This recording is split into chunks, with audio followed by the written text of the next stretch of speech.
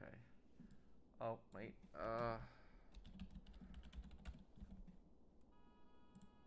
Okay, hang on a second here.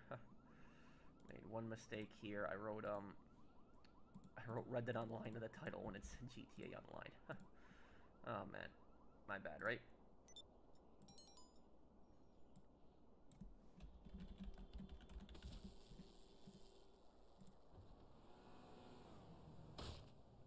Okay. Okay, hey everyone, how you guys doing? Hey everyone. Okay, here we go. I'm doing good. How are you doing, buddy? How you guys doing?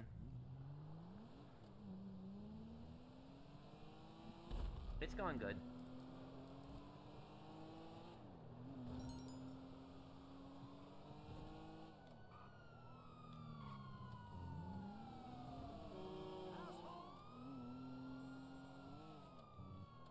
Hey, hey Petty, how are you doing? Yeah, I just fell off the building there.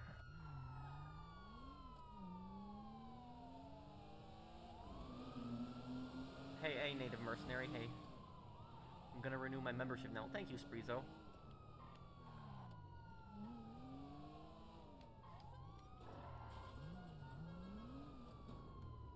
What brings you in today?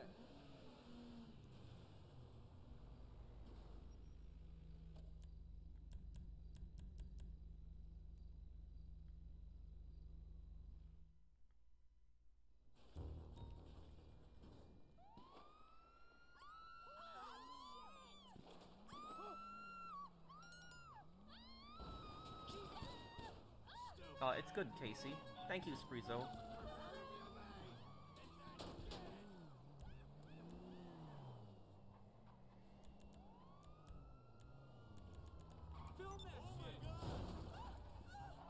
Okay, let me see here. Have I played Helldivers 2? Yes. I'll only help Kirsten here. Help him out first. Yeah, and this is what I don't understand is that people always say that these hackers are like, you know, vigilantes and stuff like that. But if you read about that hacking group that hacked into Take-Two, these guys are some pretty bad people, some pretty scumbags. Like, these guys hacked schools, and they threatened to release, you know, student data unless, you know, the schools had paid them. And here's the messed up thing is, when Power Schools, when they had paid the hackers, they paid the ransom, the files were still released, even after they paid the ransom. So their own greed is showing that you can't trust these people. You can't, you know, you cannot trust these people at all. Is the hacking going to cause a delay in GTA 6? No. No, it's not. It's going to still come out. The game is pretty much, you know, finished in development. You know, they're just, you know, they finished the story, the map, all of that is done. These last few months, they're just polishing the game, making sure there's no glitches, that it has a stable frame rate, all of that stuff. The game is pretty much done.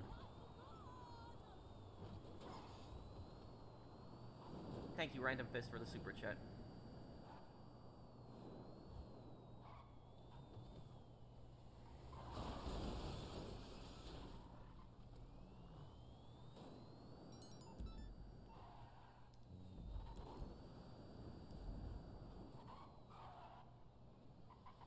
Play the PS4 version. I haven't played the PS4 version in like 3 years.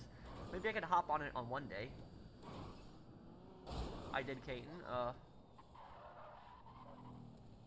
Explain the Quebec City solar flare outage of 1989. I don't know about that. That. Thank you, QC Suppressor, for the super chat. PS6 over $1,000. They might try to pull something like that. It's possible.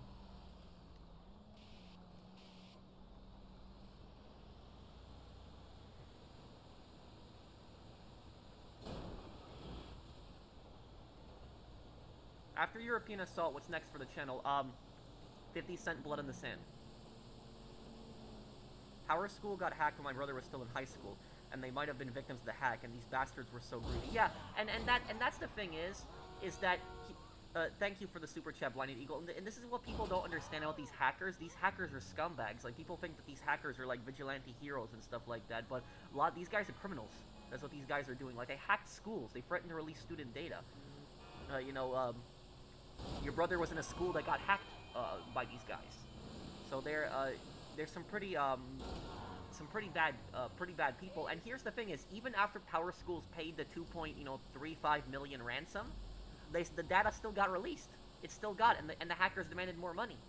So like here's the thing I'll say about this is that most criminals that are stealing money, they get caught because they steal too large amounts. Criminals get away with stealing most of the time when they are stealing small amounts. When they steal small amounts over time, most of the time people don't notice that, and they tend to get away with that.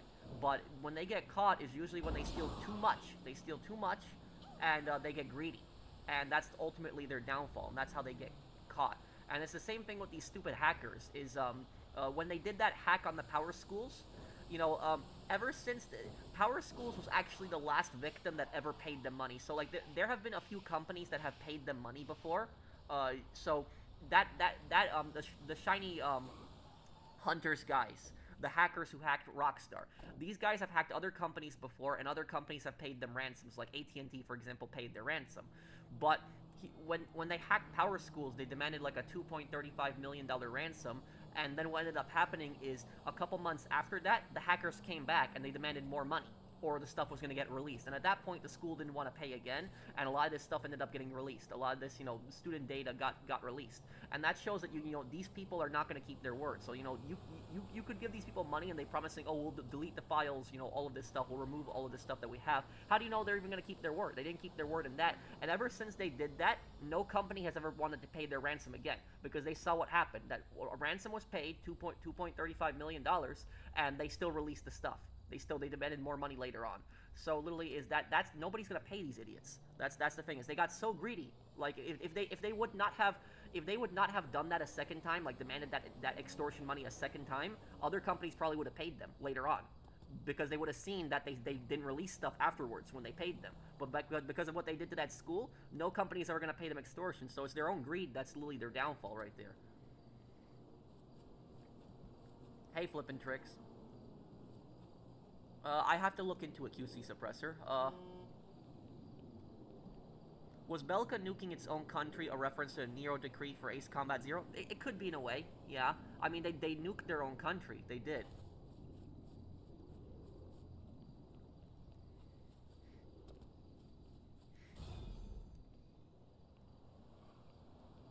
They're not going to delete their only source of leverage, but here's the thing, though, dude.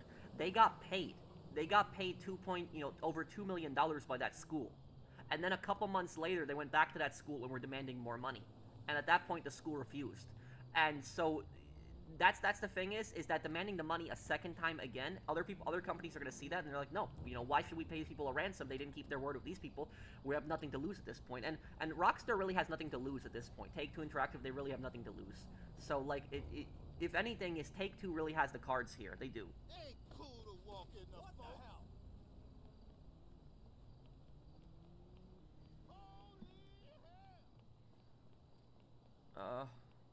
Been following your GTA Online videos since 2015. How do you feel about going into GTA 6's online sooner or later? What do you mean, like that leak that GTA 6 Online is gonna come out like a month after that leak? I don't know.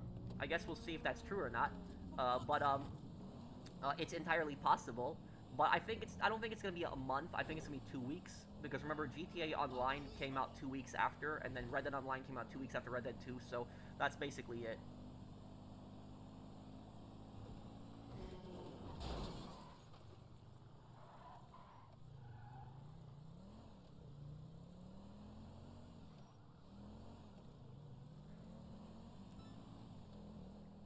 Who's the dumbest character in The Sopranos? It's a tough one. It's between... it's between Brendan, Jackie Jr., yeah, and then Sean and, what's the other guy's name? It was Sean and, damn, it was those two idiots who shot Chris. It was Sean and then the other guy, I forget his name. The guy who ran off in the tracksuit. Sopranos had some pretty stupid characters to it. Sean and Matt, yes, that was it. Sean and Matt might go down as the stupidest characters, because Sean and Matt really didn't understand how the mafia worked at all. Like, they were stupid. They thought that if they killed, like, Chris, that would get them, you know, points with Richie, which that it doesn't work like that because Chris is a made man.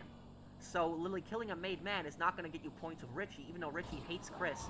Like, they were just so stupid about that. They literally put a target on themselves, you know, and then Sean ended up dying in the car shootout, and then, yeah, and then Matt ended up getting caught later on. Brendan, I would say, is probably the least stupid, because even though Brendan was kind of stupid, at least he respected and listened to Chris at times. Where Jackie Jr. was also a complete moron. Like, Jackie Jr. was a complete. The thing about Jackie Jr. is Jackie Jr. had so many chances.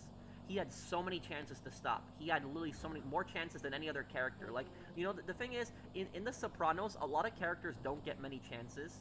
You know, there's one chance and that's it. They're dead. They're dead. But, like, Jackie Jr. got so many chances, it was ridiculous. He got some more chances than, like, any other character in that show, and he would not learn every single time, and then, you know, you saw what happened to him in the end. So, like, that, just, complete idiot. Complete idiot. Chris wasn't made yet when the hit went down. Oh, he wasn't? Oh, then I'm thinking, it's been many years since I've watched it, but still, regardless about that is the blood of Tony. So literally he's in the same exact family as Tony, as the boss. So, you know, you don't do something like that. Is that even if he's not made, is that, like, killing a family member of the boss, even if they're not a made person, like, literally that is, you know, you're dead. You have no chance. You have no chance of surviving at that point. You're done.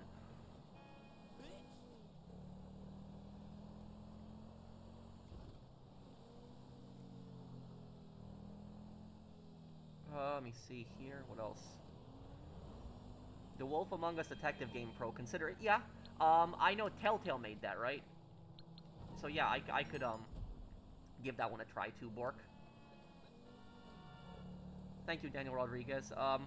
I would rather make Black Ops 7 fan fiction instead of playing Call of Duty Black. Yeah. I like to call it Call of Cringe Hallucination Ops 7. That's what I like to call it. And here's the thing is, what laptop glitch? What are you talking about? What, the one where it won't sell the business? If it won't sell the business, Pierce, then what you have to do is you have to walk out of the business and you gotta go back in and go back on the laptop, and then you'll be able to sell the business if you get that glitch. So listen, here's the thing is, and I know some people might be surprised for me to say this, but Black Ops 7 could have been the best Call of Duty game in years. It really could have. If the developers had actually put effort into the game, it could have actually been a great Call of Duty game. Because the thing is that it was a direct sequel to Black Ops 2. That's what Black Ops 7 was. It was literally a direct sequel to Black Ops 2. And we were, and when they did that, so many people were excited for that. And that's what they were banking off of. They were banking off of, you know, people excited for a sequel to Black Ops 2, but it backfired really badly because they did this Warzone crap storyline. It was like the story was only 4 hours. The missions were annoying. All this hallucinations constantly going through it. It was just a disaster. If they had done like a linear cinematic campaign where you just played as David Mason, like none of this co-op stuff, just like an actual single player game, like an actual single player story where you played as David Mason, cinematic, you know, just like the other ones, it could have actually been a great game. It could have. But it was just the way that they went about it, it was just such a disaster. It really was. And the thing is that Black Ops 2 went down as like a cult classic. Like, years down the line we were looking at it and it was like, this is such a great game. And then we were even saying that it was predicting the future and stuff like that. But then when it comes to that Black Ops 7, we're not going to be looking at it as a cult classic. That's just a disaster.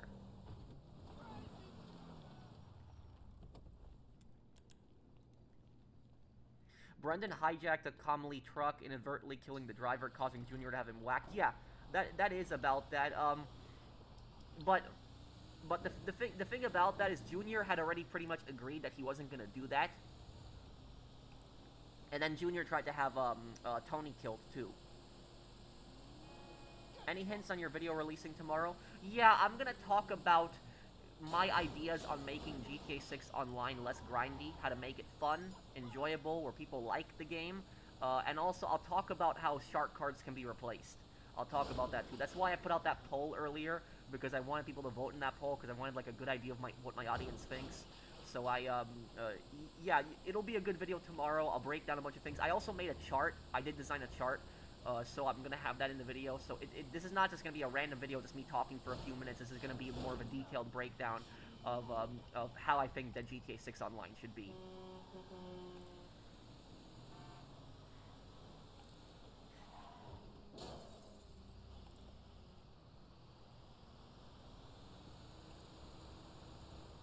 I didn't know that, Ant-Man. Do I think Rockstar is gonna listen to you? No. But I'm still making the video because I want to talk about like just my ideas. Even if none of my ideas get taken, I just wanted to give my thoughts on what GTA 6 can be, how GTA 6 can be made to be enjoyable. Modern Warfare 3 Reboot was bad as well, yes, but Modern Warfare 3 Reboot was at least a masterpiece compared to what we got with Black Ops 7. Black Ops 7 was just terrible. I didn't look at it yet, Brandon. I'm sorry. I'm sorry. I've just been busy this last weekend and busy doing a few things. So I'm sorry about that.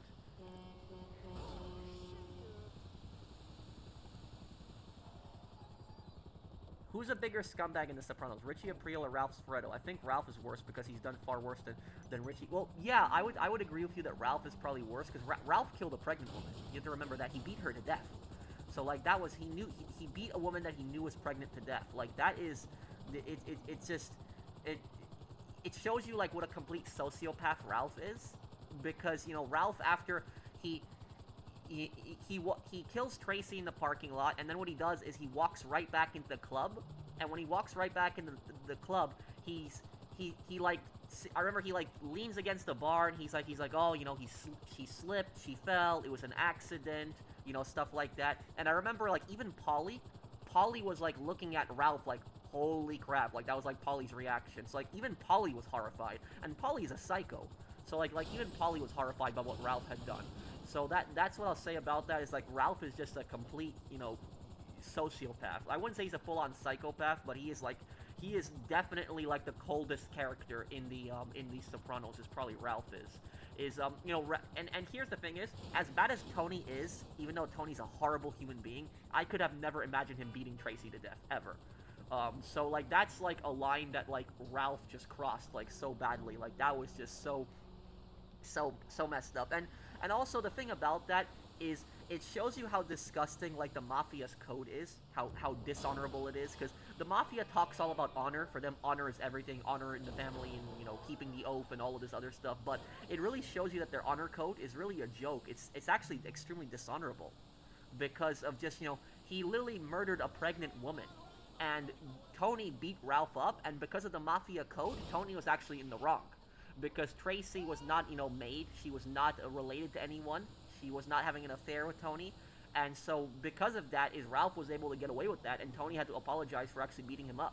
That's probably one of the only good things that Tony did do in the show, is literally when he beat the crap out of Ralph, because I think, like, everybody watching that episode was, like, completely on Tony's side, that, like, Ralph was in the wrong on that. So, yeah, like, Ralph was, like, a complete psycho. He was. Also, the thing about that is Ray Bacino in GTA 4 is heavily inspired by Ralph also, so make sure you keep that in mind.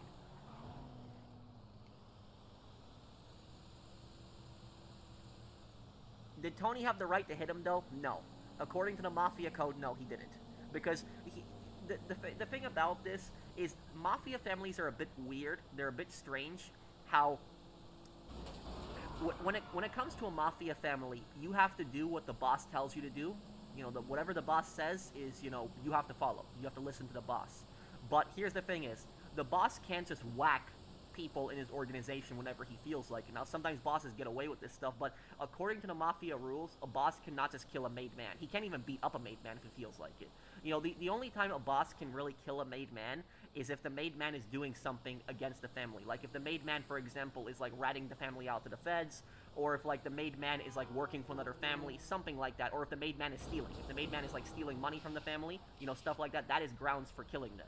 But just the boss simply not liking somebody, he can't kill them, even if they've done something like really horrible. Like a made man could just kill a bunch of civilians, and the boss like would not be able to still touch them as long as those innocent people that he killed are not made men. Then it doesn't matter. So that's pretty much what the Mafia code is like. That's why when Sylvia was talking to Tony and he told Tony that like Ralph has a legitimate beef, that's exactly what he was explaining to him, is that you were pissed about what he did to Tracy, but Tracy was not in the family. She was not related to anyone. and so because of that is her life isn't important. That's at least according to the Mafia code. So it just shows you how disgusting the Mafia code is. The Mafia really is. They're just a bunch of thugs in suits. They talk about honor, loyalty, all this other stuff, but these guys are just thugs in suits. That's what they are. They aren't even actual friends. Like, they will just turn on each other the first second that they get. They're not actual friends. They will betray each other, stab each other in the back constantly. That oath means nothing to them. That oath, it means absolutely nothing to them. Thank you, Own Titan, for the super chat. Thanks for the awesome content always. Great videos. Thank you, Daniel Rodriguez.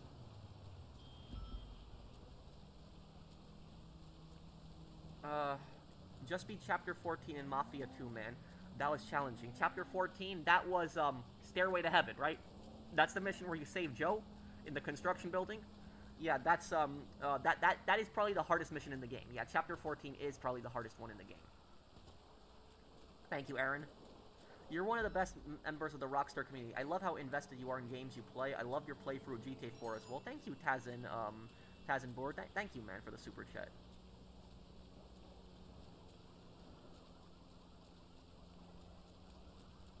Go to LSIA and get the plane. Okay.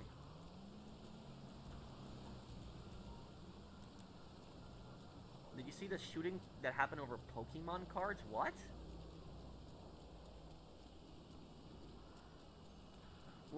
What? What? You gotta explain this to me. What happened? A shooting over Pokemon cards? You gotta tell me the story. This is the first time I'm hearing about this. This is the dumbest character in The Sopranos, either Jackie or Sean and Matt.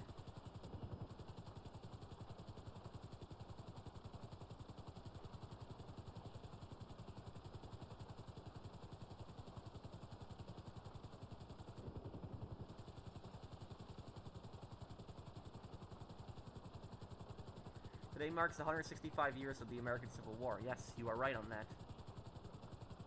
Really loving the Ace Combat playthrough. Thank you, dude.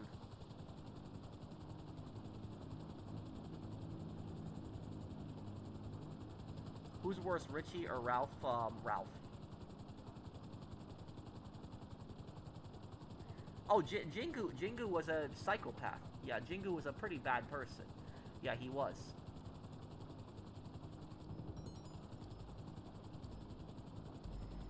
Worst part in Chapter 14 is kill Derek. Yeah. You know the thing is, I sniped Derek in the head with a Car 98 when I did the playthrough.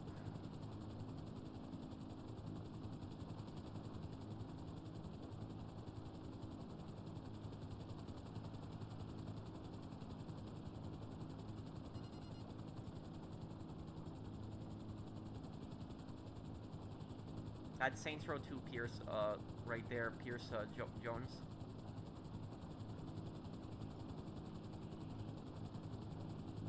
Take your time. We're not in any rush here, Casey. By the way, because this weather also sucks for flying. Like this weather is terrible for flying right now.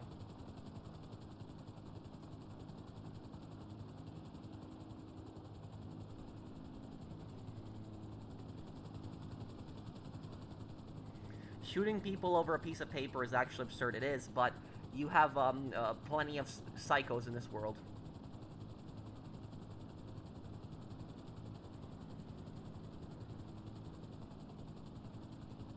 I remember I did a poll on I did a poll like last year on who is the the biggest scumbag in Mafia 2, and the majority of people voted as Derek, as people said that Derek is the biggest scumbag in Mafia 2. So that's what I remember you guys voted on that. I think like Derek had like 70% of the vote. Like people hated Derek more than they hated Falcone, and more than they hated what was it, Clementi too. Even more than Garino. Victor Bronco is more foolbard than Jingu. Oh yeah, Victor Bronco is worse than Jingu. Yeah, I will say that. Yeah, he's even worse than Jingu. Yeah. I think you can avoid killing Derek and Tommy if you get the 27,500 before doing them. Yes, you can. That is true. But that's not canon.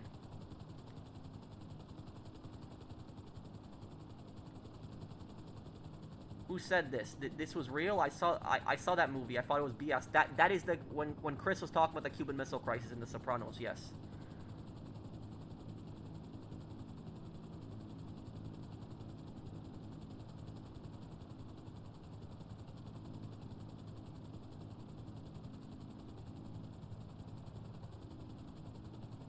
Yes, I did, Chase. Chris said that, Sultan. They said that in the apartment when they were going to see Valerie.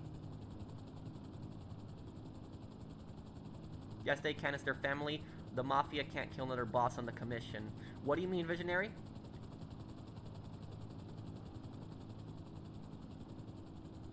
If you had to restart on GT Online, what career path would you choose? Executive, gunrunner, nightclub owner, or biker? Biker. That's what I would, play as. I like, I actually like a lot of the biker stuff. Later in this week, General, we can do it.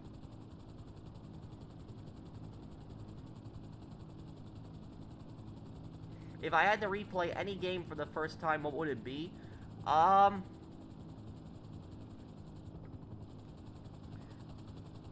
Maybe Oblivion. The Elder Scrolls Oblivion, because when Oblivion came out, I was so impressed by that game. Like, that game impressed me so much. Like, I've never seen a game like that. And there's all these quests, towns that you could explore. Yeah, maybe Oblivion.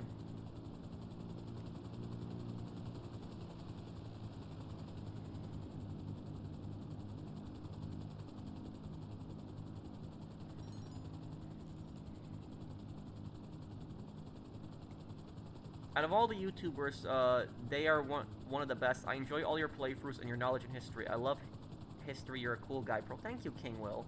Thank you, man. Thank you, King Will. I appreciate it. I appreciate the support. Thanks, man.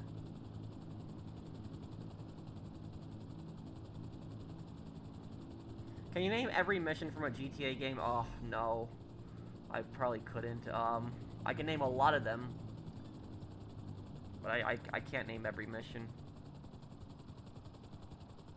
You, Dark Viper, Dark Space Mudahar, Modest Pelican, and Badger Goodger should start a Rockstar Avengers. It could be called the Rockstar Regiment. Oh, thank you for the super chat, Tazin. That would be cool. That's the movie of Robert De Niro, right, Liskif? Hola, amigo. Hey, ¿cómo estás, Ghost Killer?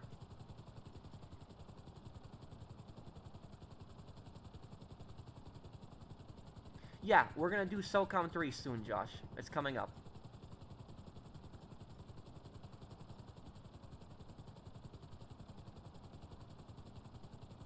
How evil is weapons trafficking? As evil as drug trafficking?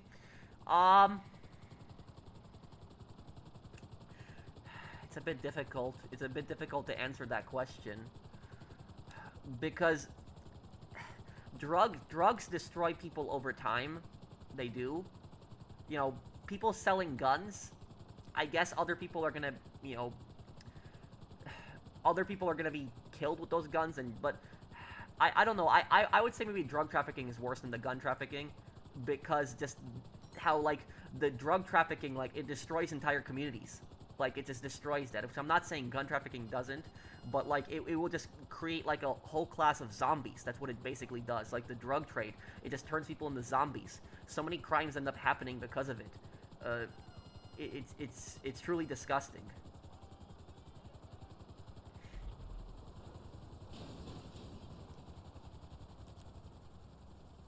What do I think of Vito Jr.? I mean, it's understandable why he went through a lot of the stuff that he went through. I mean, he was suffering from depression. His father was murdered. You know, he has had a bad state.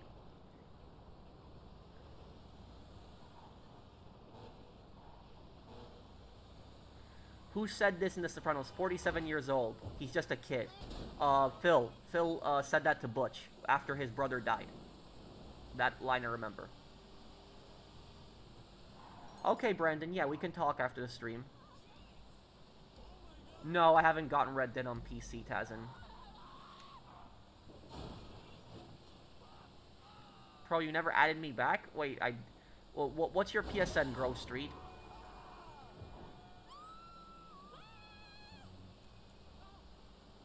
Do you think any YouTubers will come out of retirement to play GTA 6? I don't know. It's a good question.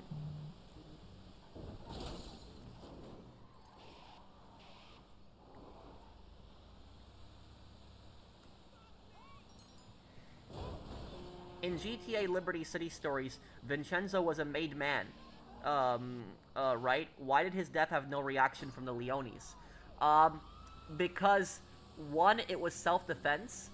So, like, Tony didn't just go up and murder him. It was self-defense. And secondly is, I think Salvatore was planning on getting rid of him anyways. So that's what I'll say about that. What is someone doing a prep mission in here right now?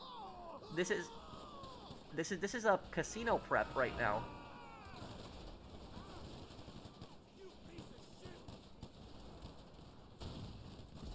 Hot take, millionaires are the new middle class. Well, I will say, it's a lot harder to be middle class these days. And, you know, and inflation just keeps getting worse and worse. And also, is LeSaf based on North Korea? Yes, LeSaf in Ace Combat is based on North Korea. And their super plane, I don't know much about that. I know there's been 3 super planes. There's been the XBO, then there was the one in Ace Combat 6, and then there's the one in Ace Combat X.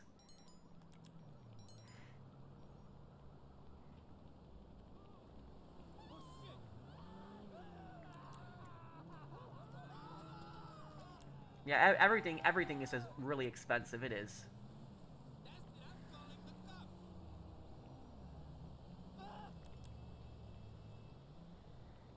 Pro, I took your advice from the last GT Online stream about my warmongering boomer grandpa wanting the U.S. to take over Cuba, and like you said, he didn't want his taxes going to fixing Cuba. Look, here's what I will say: is Cuba, if the U.S. would have annexed Cuba right after the Spanish-American War, because after the Spanish-American War, there was talks to annex Cuba the same way that the United States annexed Puerto Rico, but the United States supported Cuba instead of becoming a republic. That was kind of like a protectorate of America. If Cuba had become part of America at that point, you know, back then yes, it might have been successful. But, you know, annexing Cuba right now is stupid. It's dumb. It's idiotic. It just makes no sense. And I will say that it's like, you know, you were telling me that your grandpa said that the United States should annex Cuba. The whole thing is stupid because what people don't understand about that is that annexing a land comes with consequences as well. People think that by annexing a land, you're going to get a bunch of money and it's going to be beneficial for the country, but annexing land also comes with consequences. So, for example, is Japan, what Japan did in the Siberian intervention in the 1920s. Do you know what they did? They annexed Eastern Siberia. So Japan actually annexed Eastern Siberia, and they made Eastern Siberia part of, you know, Japan. But here's the problem with that. Eastern Siberia was extremely underdeveloped compared to Japan. It had very, you know, strong, you know, weather conditions. It didn't have a lot of resources that Japan that wanted at the time. And Japan realized we can't hold this, and putting more troops into this area is going to cost us more money. You know, having it. So Japan basically withdrew and let it go and let Russia take it back. So, like, the point that I'm getting at is that annexing a territory doesn't always come with pros. There are consequences. And if the United States was to annex a country like Cuba, for example, yes, some Cubans might be happy about that, but the thing is that Cuba's infrastructure is failing. Cuba is one of the most poorest countries in the West. Cuba is a disaster. It is. It's a complete disaster. Its energy grid is a failure. Its pipes are a failure. Its industry is a failure. Its economy is a failure. People in Cuba are driving around cars from like the 1950s. It's like communism has wrecked that country. It has destroyed that country so badly. And if the United States was to annex a country like Cuba, your taxes would go up if America annexed Cuba, because America would have to fix Cuba. We would have to rebuild everything. We would have to rebuild their cities, their infrastructure, their power grid, all of that stuff. All of that stuff would have to be rebuilt. Plus, we'd have to feed everybody in Cuba too. A lot of people in Cuba are starving too. They don't have enough money for food. So it's like it wouldn't work. And so you said that your grandpa would not pay higher taxes to if Cuba was annexed, but he still wants Cuba annexed, which is stupid, because you would have to increase taxes if you were to annex a place like that. So that's what is we would inherit all of those problems. We would. So no, I want Cuba to be free of communism. I don't want it to be a communist country in the future, but I don't want Cuba to be part of America. No, we would have so many problems if Cuba was part of America. There's so many issues. So no, Cuba should always be an independent country. It should not be part of America. It's the amount of problems that we would have to deal with if Cuba was part of America. No. And also, people say that Mississippi is a poor state, because Mississippi is considered the poorest state in America. But if you added Cuba as a 51st state, Oh man, Mississippi would be ultra rich compared to Cuba. Oh, I don't support stuff like that, Kenny. I don't support the interventionism. I was just answering a question. I was talking about why annexing Cuba was a disaster. I don't support annexing Cuba. I was just saying that it's a disaster waiting to happen.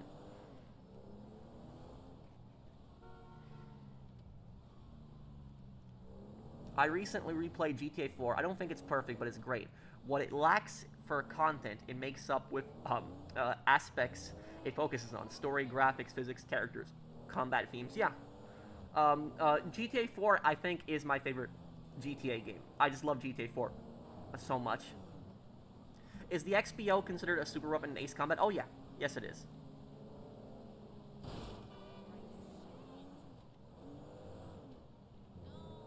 Patrick, I like your money guides, but I don't agree with your strawberry location for the scrapyard. Strawberry? What, you mean... You mean here? I think this is the best location for the scrapyard, because it's literally right across the street from the car wash. It's literally a perfect location. When's the last part of European Assault this week coming up?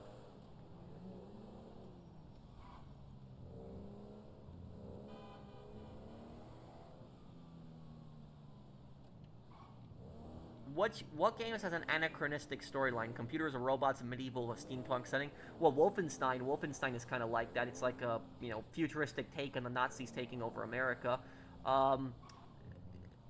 Another one where it doesn't make sense much. I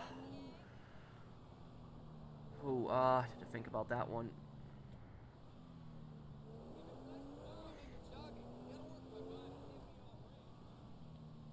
Thoughts on Ghost of Yotei if you've played it? I thought it was pretty cool. I actually like Ghost of Yotei. I did enjoy it. I had fun with it. What I'll say about Ghost of Yotei is I enjoyed the combat in Ghost of Yotei better than the combat in Tsushima. And the reason I liked Yotei's combat is because Yotei had 5 different weapons. So that's what I liked about it. Is in Tsushima we just had the weapon styles, like the way you'd hold the blade. What I liked about I liked about Yotei is just all the different styles. I did also enjoy the story, and I liked the map in Yotei. So Yotei was a pretty fun game. I did enjoy it. It was good. I do like also the multiplayer too. Thank you, Tim Marku. Thank you for the super chat. What heist hacker do you like on GTA 5? Paige, Christian, Ricky, or Avi? I like Ricky and Avi. You mean on the main story? If we're talking like strictly just the main story, it'd be Ricky. Ricky is the best hacker that you can have, because Ricky, early on, Ricky isn't that good in the jewelry store heist, but then later on, he gets much better over time, and he still takes the lowest cut. So Ricky is the best one.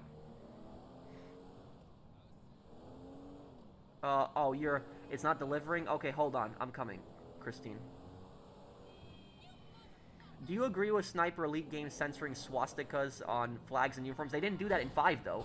In Sniper Elite 5, they brought it back.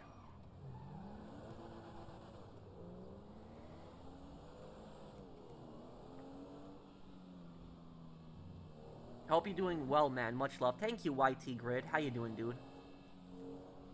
Thank you for the super chat.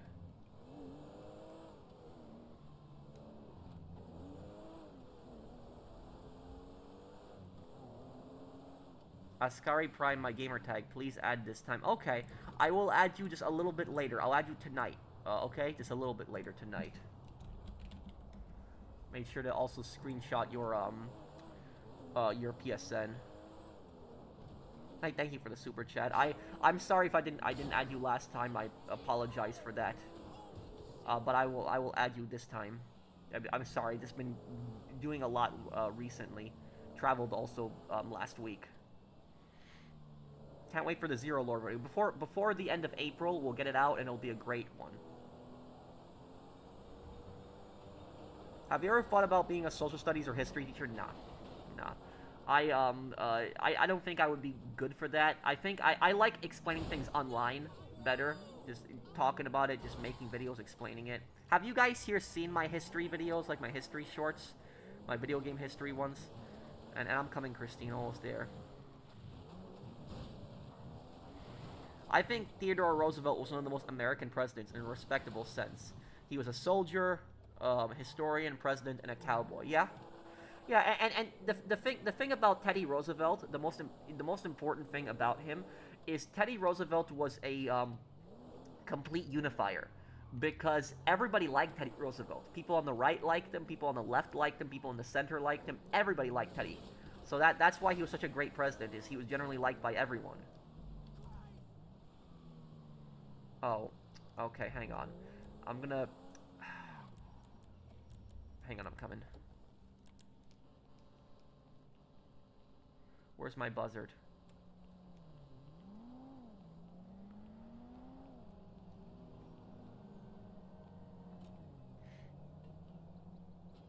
Thank you, Tazenbur.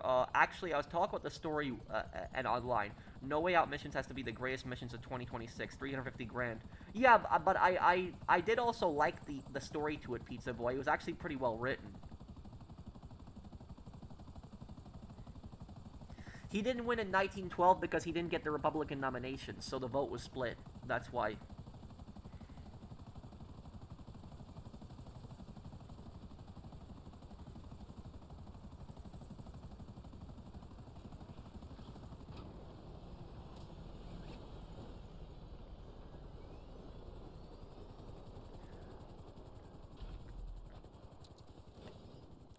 Well, Leskiff, capitalism is the best system out there. It's not a perfect system, but it's much better than everything that's been tried. I will tell you something. I had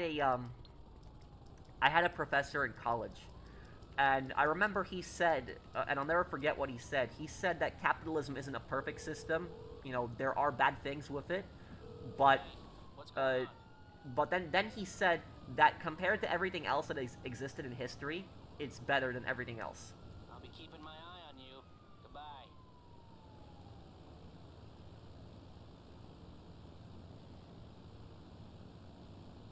Okay, let's go here. Make this drop.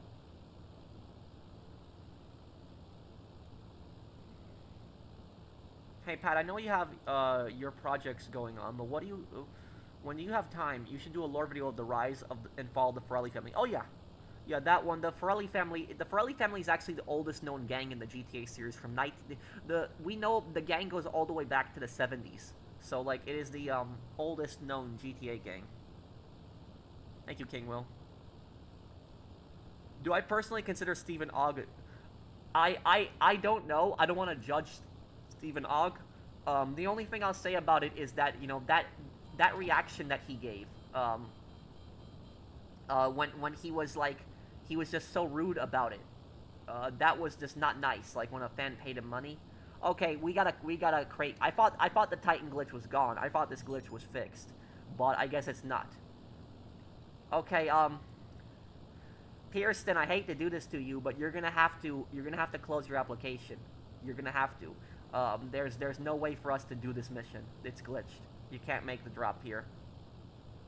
The problem is that capitalism is exploited by bad people. That's why you shouldn't let that happen.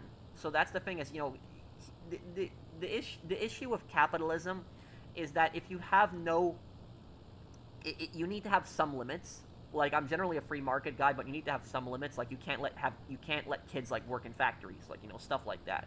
That's way too bad. That's bad, really really bad. So there needs to be some limits on it, but generally capitalism as in itself is not like a bad system. People able to make as much money as they want. It lets a country thrive. It lets a country build its economy up.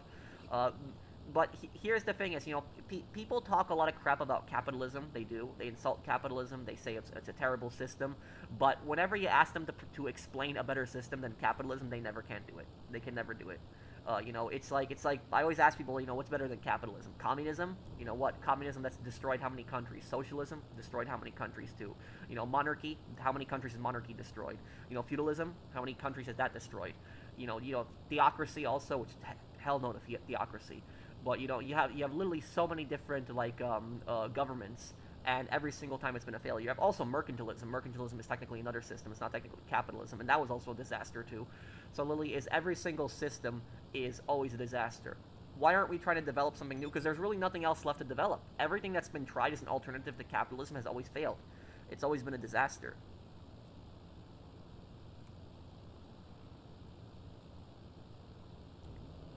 The Ghost games are what modern Assassin's Creed games should have been, in my opinion, especially Shadows. I haven't touched any of those, though. Oh, hey, Timarku.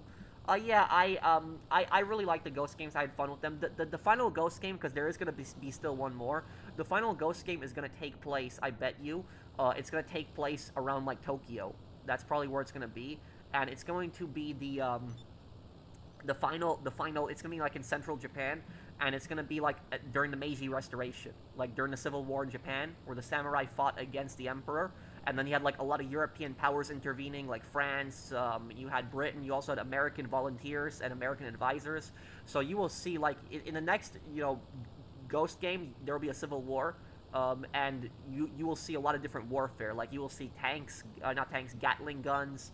You'll see faster firing guns, possibly repeaters. You'll see revolvers. You will see different European enemies. So like there will be European enemies that will be enemies in the next Ghost game too. So like that's where the final game is going to take place. It's going to take place during that. How annoying are bots on social media? Oh, they can be pretty annoying. The thing is I will tell you something. One place where I seen a ton of bots. Like there's this one website that I've seen where it's almost always bots. Every single page you go to, it's so many bots. You know what website that is? Quora. If anybody knows what Quora is basically like a question site. So it was like, what you had when you had like Yahoo Answers back in the day? It's basically the same thing. It's like a modern version of it. And on Quora, people post questions and then they answer them. And people can really post any kind of question they want. They can post a question asking about cooking, politics, history, religion, anything that you want to ask a question about, you can ask on Quora. And whenever you go on Quora and you look up any kind of question relating to China, anything relating to China, it's always spammed by bots. Always. Every single time it's spammed by bots. And the top answer, the answer that's always at the very top of the page, because how it usually happens is the answer that gets chosen as the best answer is the answer that gets voted on. So the more people that vote on an answer, that's usually considered the best answer. So that's what Quora takes at the top of their page. So what China does is China uses like a team of bots, and any kind of question regarding China, they always have like these bots that like vote the top comment, and they try to make China look like this amazing, perfect place with like no issues whatsoever. Like if you ask anything about Tibet, like if you ask like why did China take over Tibet and stuff like that, like all of the answers will be like from Chinese bots, and it'll say things like, oh, the Tibetans were oppressing their people, and Mao came in and saved them, and he brought them communism and raised their living standards. Like literally, that is what the answers will be like. Like if you ask anything about Taiwan, like all of the questions on there, like all of the answers will be like, oh, Taiwan's like a rogue province of China. China has tried to be friendly, but Taiwan is aggressive to them, and a bunch of this other stuff, too. When you ask about like human rights and everything like that, like the answers will always be like, oh, China has like more human rights than America. It's a free country. People are not, people have free healthcare in China. Americans don't have free healthcare. It's usually answers like that. Like there is no criticism of China like ever on Quora, because like the Chinese bots have taken that site over. And here's the ironic thing about that. You know what's so ironic? Quora, the site, is actually illegal in China. So that site, the Chinese can't access that without a VPN. But what the Chinese government has done is they have basically hired a team of bots, like people that like use these fake accounts to basically upvote to the top, and they post these replies. So like they'll go on Quora and they'll look up like any kind of anti-China questions, and they'll just answer it with like propaganda answers every single time. And the reason that the Chinese government is doing is trying to basically sow the opinion of Western countries. So like Westerners that like look at those things and be like, oh, maybe China's not that bad of a place, because like all these the top answers are always the most voted, and they're like, oh, this is what the majority of people think. The majority of people think this. So China isn't that bad. So that's what they've done, is they've basically hijacked like Quora to basically like create this perfect image of China, that like it's this beautiful, like amazing country with no issues whatsoever, and like America is like this terrible, evil place to live. So like that's why I cannot stand that site Quora, because every single time I look up anything regarding China on that site, it's like I see the amount of bots. It's just ridiculous. It's disgusting. And I will tell you something. If you ever get into an argument with a Chinese bot, because I've gotten into arguments with them, what the best thing that you can do, what you can do to really piss them off, to throw them off, to get them really mad, is I was arguing with a Chinese bot like a couple years ago on Twitter because there was like somebody, like I remember somebody made a post about Taiwan. I don't remember who it was, but it went viral, and it had like thousands of likes, and there was like a bunch of Chinese bots that were replying in the comments, just like talking trash about Taiwan and a bunch of this other stuff. And there was this one Chinese bot that she started arguing with me, like she had a Chinese name, you know, and what ended up happening is when I replied to that account. And she was talking crap to me. You know what I said to her that really pissed her off, and I threw off the entire conversation? I said to her, "Is Twitter legal in China?" That's what I said to her. And when I said that to her, that really got on her nerves. She started, you know, stemming me, messaging me like a bunch of crap, and she started saying to me, I remember she said, "What about Huawei?" She started saying, "Well, Huawei is illegal in America, and Huawei is like a Chinese cell phone service." And she was saying, "What about Huawei? What about this?" But she didn't answer the fact that Twitter was illegal in China. It's not allowed.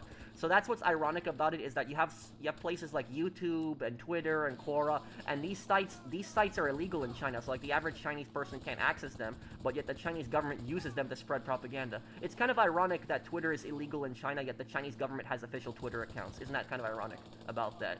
So that I think that's really ironic about that. But that's the thing is, if you ever are like a Chinese bot and they're arguing with you, just tell them like, is YouTube, wherever it is, tell them, is YouTube legal in China? Is Twitter legal in China? Because that'll really throw them off. And if they start saying, what about this, what about that, and stuff like that, you know you've won the conversation at that point. Because what they're doing is they're trying to steer the argument into like a completely different topic. And about Huawei is banned in America, but the thing about Huawei is the reason that Huawei is different, the reason it's banned in America is very different than the reason that, you know, Twitter, for example, is banned in China. Like, the reason Twitter is banned in China is because the Chinese are afraid of other opinions. They're afraid of, you know, their people, you know, seeing other opinions that are counter to that of what the Communist Party of China wants people to think.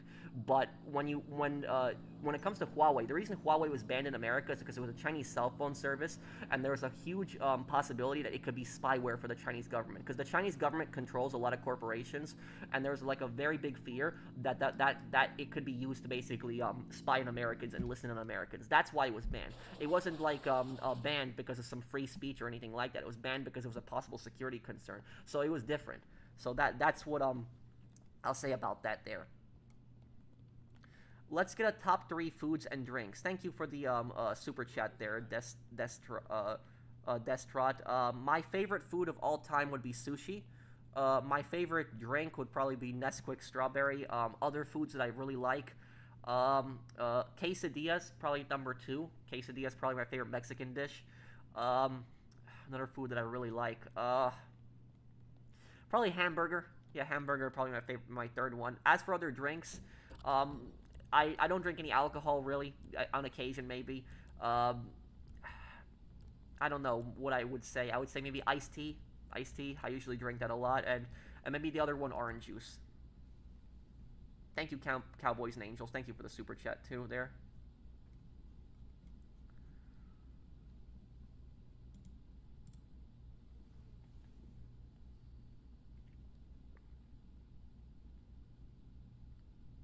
The problem is that money is an incentive to do bad things. Limiting is a cat and a mouse process that never fully succeeds.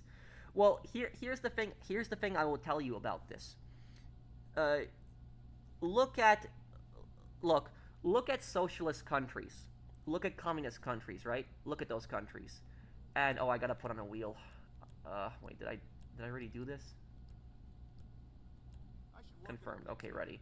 Sorry about that. I didn't realize I was holding everyone up. So look, here's what I will tell you guys. Look at a country like the Soviet Union, right? The Soviet Union was the largest and most powerful communist country in history. It was a superpower. And not only was the Soviet Union the most powerful communist country on the planet, it was also the largest country that had ever existed in human history. Was the Soviet Union. You might maybe make the argument the Mongolian Empire maybe was the largest country ever on land, but it was really the Soviet Union, really, because Mongolia on paper controlled a lot of territory, but they didn't fully control it, where the Soviets controlled everything. So going towards the Soviet Union, right? What technological advancement have they made exactly? Like what amazing product has the Soviet Union made? Like, can anybody tell me? Like, what advancement have they made? And when I say advancement, I'm talking about something that would help people. Like, you look at a country like America. Look at what America had. Microwave, for example. You know, refrigerators, you know, toasters, you know, things that help the average everyday person. What, like, amazing technological advancement has the Soviet Union made? Like, what? And don't tell me that they sent a man into space, because whenever I bring that up, people always like, oh, they sent, you know, Yuri Gagarin into space. I'm talking about something that actually helped the average everyday person. Like, just something, like some kind of advancement that just helped the average everyday person. And whenever I bring that up, they always say, oh, they sent the first man into space. But, like, there's nothing else besides that. It's like, okay, they might have sent the first man into space, but what did they do specifically to, like, help their people? Like, what kind of advancement in technology did they specifically make? And there's never any kind of answer. And yes, the one technological advancement that I will say the Soviets made, the AK-47. The AK-47 was an amazing rifle. And you could argue the AK-47 is the greatest assault rifle ever made. You could definitely make that argument. But that's a gun, too.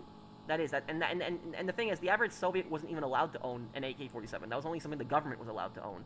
So I don't really count that either. I'm talking about something that improved people's living standards, something that actually helped people. And there's never really any kind of, you know, answer. And it's not just the Soviet Union.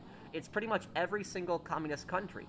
Every single communist country, they've never made any kind of advancement. They've never, you know, done something that has, like, something amazing. They've never produced something. I mean, look at all the appliances America had, like the television. You had, you know, toasters, microwaves, stuff like that. Like, in the 1980s, the average Soviet didn't even know what a microwave was in the 1980s. And Americans had that decades beforehand already. So, like, you know, stuff like that. You know, stuff that makes people's lives easier. And getting to the whole money factor, going to this, about this, is money is an incentive in order to basically produce stuff, to work stuff. So, like, why did people make stuff like the microwave? Why did people make stuff like the refrigerator? Why did people make stuff like the toaster? Because they wanted to make money. It's money that drives incentive. And yes, humans are selfish creatures. They are. Humans are selfish people. There's no doubt about that. But the thing is that money drives incentive.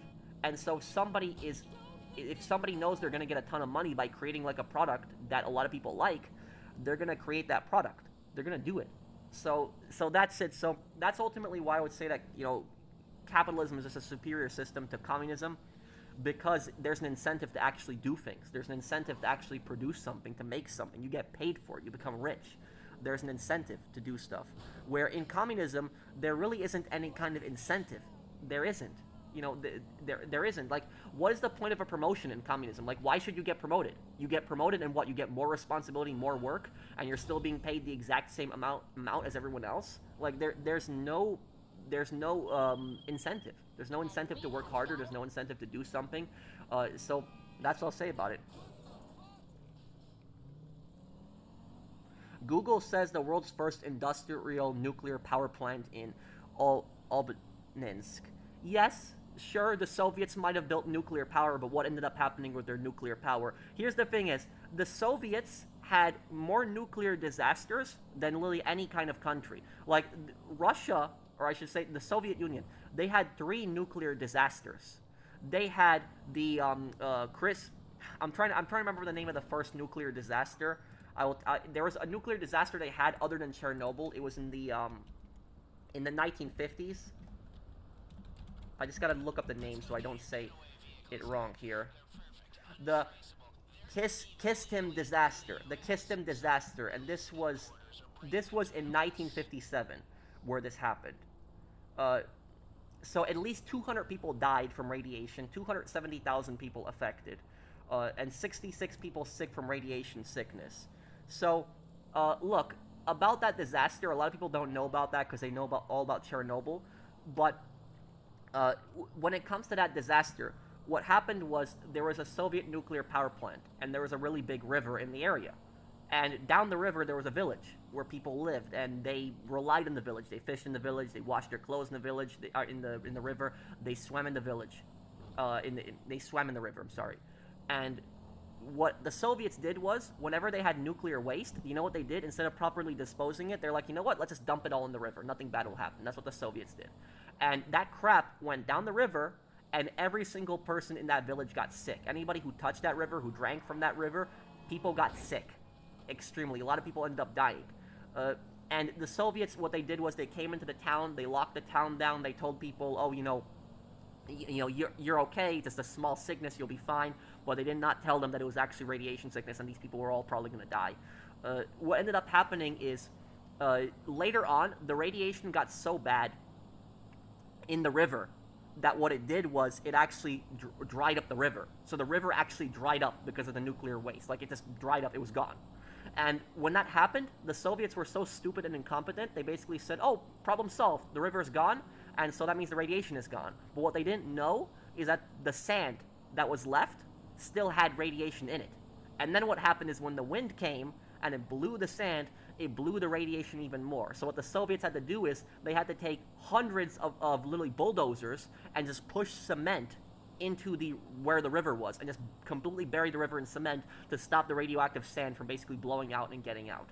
So that was one nuclear disaster. You then had the Chernobyl disaster in 1986, and then you also had the Kursk disaster. But the Kursk disaster, that was when it was Russia. But it was still a nuclear disaster. It was a nuclear-powered submarine. So literally, the Soviet Union had, I would say, Russia in their history has had, more nuclear disasters than any other country. So while they might have made some advancements, like in space, for example, and they might have built the first nuclear reactor, is that really a success when the amount of disasters that you've had specifically from your nuclear power? Leningrad 1975? I didn't even know about the Leningrad one. That I didn't know about.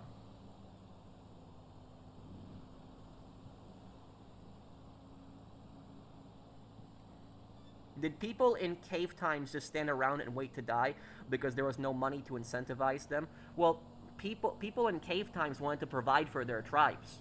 They wanted to benefit their tribes and provide for their tribes. It was all about providing for your family and helping your family. That's what it was about. But there's a reason that you don't have this massive advancement in communist countries, and there's a reason that you always have a brain drain. Have you ever noticed that, how so many people are constantly leaving communist countries, but they're not immigrating to communist countries, they're constantly leaving? Communists even have to build a wall, like they did in Berlin, to basically keep people from leaving. Advancements in medical science too, buddy. What I will say is that if you look at the Soviet Union and you look at the United States, for example, in the 1950s, American soldiers came back from the war in the 50s, and they were able to actually buy a house. They had, GI Bills. They were actually able to buy a house, pretty large one, in fact, too, back in the day. That's, people said people were able to live, decent lives back then. But you look at the Soviet Union, for example, people were living in these cramped up, communal apartments. And the ridiculous thing about the Soviet Union? People had locks on their fridges. You know that?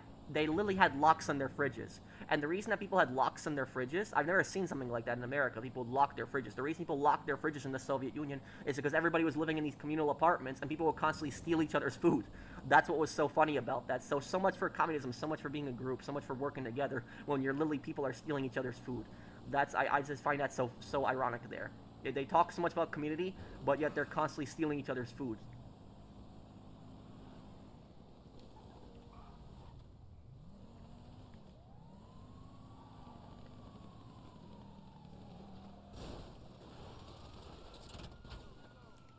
On November 28, 1975, a fuel channel in Unit 1 suffered a loss of coolant, resulting in a degradation of nuclear fuel assembly that led to a significant release of radiation lasting for 1 month. Oh my god, this is the first time I heard about it, but I'm honestly not surprised something like that came out of the Soviet Union.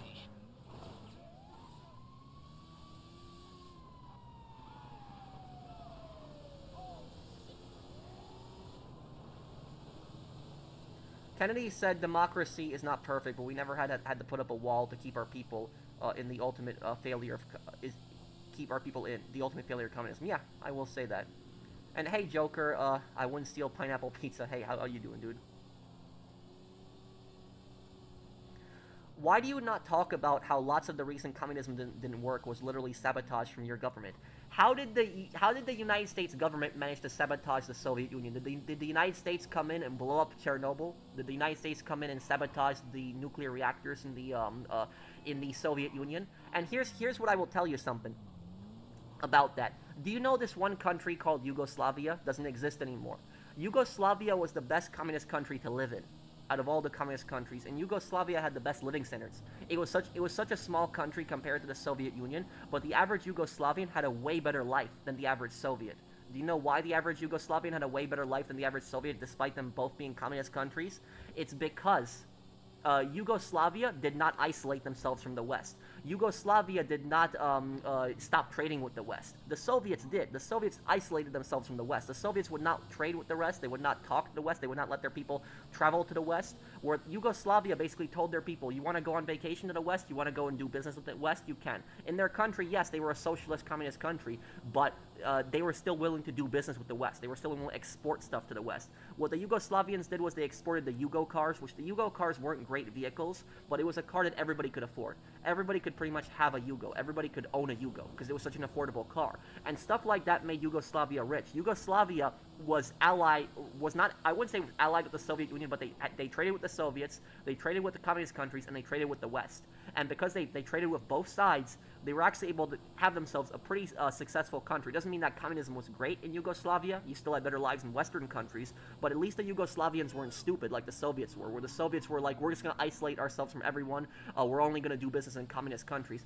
And here's the other thing I will say about your argument, and I'm not trying to sound like an asshole when I say this, but you're saying that the United States sabotaged communist countries. Yet, did the United States intervene in communist countries? Of course. Yeah, there's no doubt about that. The CIA did a lot of stuff. They intervened in a lot of countries around the world. But here's what I will also say about this. A lot of times people say that communist countries fail because of sanctions. They say, oh, the United States sanctioned this communist country, and so this is why this country is poor, and a lot of this other stuff. But what communists do is communists constantly pride themselves on self-reliance. Communists always say, we don't need capitalism to survive. Communists always say that. We don't need capitalism to survive. Communist countries can survive on their own. They always say that exact same thing. Is they say, oh, communist countries, we're all together, we'll survive. We can outlive capitalism. Capitalism is doomed to fail, while communism is going to succeed. Where the ironic thing is that communism was doomed to fail, and capitalism ended up succeeding. So if communist countries need to rely on America for trade in order to succeed in their little communist utopia, it shows you that they've never succeeded in the first place, that they've always been a disaster from the very start. It's common knowledge. Look up how the CIA was literally engaged in active sabotage to many countries. Your country is not perfect either. How about the CIA attacking electrical grid in 61 and 62? Well, I don't know the incident that you're talking about. I don't know, so I can't speak on that. And did the CIA do horrible things? Of course, definitely. The CIA did bad things. If I was the president, I would have abolished the CIA. I would not have supported the CIA. So I would not keep the CIA around as an organization. They've destroyed America's reputation around the world, and they've done a lot of really bad things, especially with their coups and their stuff like that. But do you know what you're ignoring in that situation? You're ignoring what the Soviet government did. How many countries did the Soviet Union invade? How many countries did the Soviet Union get involved in? How many countries did the KGB get involved in? The KGB were known as assassins, murderers. How many people did the KGB assassinate in so many different countries? How many people that had accidents because they pissed off the KGB? So literally I always hear this argument, CIA this, CIA that. Yes, the CIA was a bad organization. It was an evil organization. It did bad things. But what people are downplaying a lot of times is they're downplaying the Soviet Union intervened in just as many countries as America did during the Cold War. So people act like America was the only country intervening in other countries' affairs, when the Soviets had intervened in plenty of other countries and interfered in their affairs all the time. Like, one thing that people don't know about, I'll tell you this, my parents are from Eastern Europe. What a lot of people don't know is that the Marshall Plan, for example, that aid package that the United States gave to countries after World War II, they gave billions of dollars in aid to rebuild countries. So a lot of countries, America helped save Western Europe after World War II. That's how Germany was rebuilt, Western Germany, I should say, at least. That's how France was rebuilt. That's how the Netherlands was rebuilt. That's how Britain was rebuilt. America gave these very generous aid packages at the end of World War II. They gave those out to a lot of countries. And America wasn't just doing this out of the kindness of their hearts. They also were scared about communists taking power in these countries. But the Marshall Plan, it helped so many countries, helped rebuild them, raise their living standards, and it helped them. It helped Italy greatly. Italy was falling apart, and the Marshall Plan helped them a lot too. But what a lot of people don't know about the Marshall Plan is that the Marshall Plan was also offered to Eastern Europe. So even the communist countries, the United States offered billions of aid to communist countries. They offered it to communist Poland, they offered it to communist Czechoslovakia, they offered it to communist Hungary, to communist East Germany. They even offered it to the Soviet Union. They even offered aid to help them rebuild their cities after the war. And guess what? The Soviet Union blocked that. They did not accept the aid, they did not take the aid, and not only that, they forbid every single other communist country from taking the aid. So if you were any other communist country in Eastern Europe, you were communist Poland, East Germany, Hungary, the Soviets would not let you take aid. They would not. So when the United States was offering you billions of dollars to fix your cities, like to help fix Polish cities, the Soviet government would tell the Polish communist government, oh, you're not taking American aid. You're not allowed to take that stuff. Even though it would have really helped rebuild Poland. And the Soviets said, oh, we'll rebuild Poland, we'll do it. But then you know what the Soviets did? Instead of rebuilding Poland, what they did was they took factories from those countries, they packed them up, and they shipped them out to the Soviets. That's what the Soviets would do. They did this in Czechoslovakia, they did this in Poland, and they would go into these countries, they would literally take apart everything in the factory, all the machines, and then they would ship it back to the Soviet Union, looting those countries, essentially. That's what they did. And they didn't just do this in Poland and Czechoslovakia, they also did this in China. So when the Soviets invaded China in August of 1945 to clear up the Japanese, they went to Chinese factories in Manchuria, literally stripped the entire factory down, took all the parts, and then took it back to the Soviet Union. They did that. And guess what? The communists in China looked the other way. They ignored this while their own country was being pillaged because they were allied with the Soviets. They saw the Soviets are our communist friends. And so the communist Chinese just looked the other way as the communist Soviets were coming in and just looting their country and just doing all of that stuff. So, and I will tell you something. If any Western country did that, they came into another country and they looted a country, just stole all their resources, packed up factories, shipped it back. You know what we call that? We call that colonialism. We call that imperialism. But in the communist version, the communists can't be imperialists. The communists can't be colonizers. That's imperialism. That is colonialism, what the Soviets did. It was looting Poland, looting Czechoslovakia, looting China. That is colonialism. That's imperialism, what the Soviets did. And that's what really pisses off the communists when you point out their hypocrisy and you point out that literally they are colonizers themselves. They constantly complain about imperialism. They'll say, oh, imperialist this, Western capitalist, imperialist that. But meanwhile, they downplay all the imperialist actions that communist countries themselves have done. It happens a lot through history. And I will tell you, a lot of Polish people know about this. They know about how the factories in Poland were shipped, taken back to the Soviets. They know how the Soviets really stole all these resources from their countries, pillaged their countries. And you know what the Soviets did to justify that? They said, oh, you know, Germany attacked us during World War II, and so we were taking reparations. That's what the Soviet argument for that was. But how did Poland attack you? How did Czechoslovakia attack you? These countries had nothing to do with attacking the Soviet Union. They were victims of the Nazis too. So literally, it's like, it's for the Soviets, everybody was basically fair game. It was our version of communism was better. We are superior. We are the best version of communism. Everybody else sucks. We want to do this in Poland. We want to pillage Poland. We're going to go ahead and pillage Poland like that. So that's only what I'll say about that rant there, is that, yes, has America done bad things in its history? Yes. Has America done imperialism? Definitely. There's no doubt about that. The CIA has done really bad things. But a lot of times people downplay the stuff that the Soviets did. They downplay the stuff that the communist countries have done. A lot of bad crap has happened because of that. I can tell you, my parents went through that. My grandparents went through that in Eastern Europe. They saw what the Soviets did. They saw that the Soviets pillaged their country. So literally, I can speak on a lot of that stuff. It's all, you know, just... And the ridiculous thing about that is how the Soviets try to portray themselves as like liberators. They try to portray themselves always, you know, we're honorable, good people, we're fighting against capitalism. Meanwhile, they did crap like that to Poland. It's just disgusting. Let me see here. What is your thoughts on privately owned hospitals versus government owned, like the U.S. versus the EU? You missed a super chat. Oh, let me look.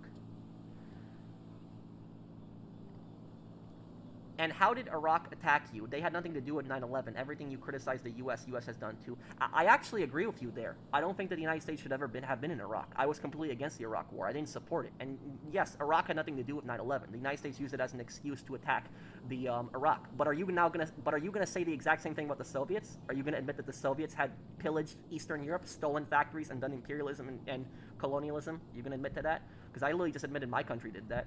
But I want to see you admit that the Soviet Union did that. So literally, I'm not some, you know, American propagandist. I will gladly criticize the United States when the United States does bad things like in Iraq. But I cannot stand this communist hypocrisy. I literally cannot stand this. It's like communists always look the other way whenever communist countries do something bad, and then they always do the whataboutism argument. What about when the United States did this? What about this? What about that? It's always whataboutism. That's their argument. They never address the actual thing that they're being accused of. They always, you know, bring up something completely different. So yes, has the United States done bad things? Yeah. You know, you look at Iraq, for example. But that I don't understand what the reasoning is when we're talking about, you know, things the Soviets did, you know, compared to that. So it's literally both countries have done bad things, but you know, we're being told that the Soviet Union is this good, honorable country that has done no wrong, that it's not imperialist. You don't need to put walls to prevent people from leaving. Destroying other countries and forcing their people to migrate to yours is enough. Well, you look at what East Germany did. They literally built up a wall to put people in.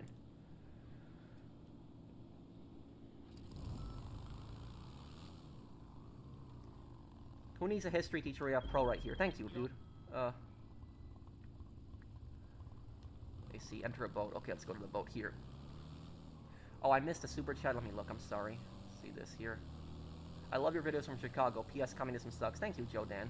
Thanks, man.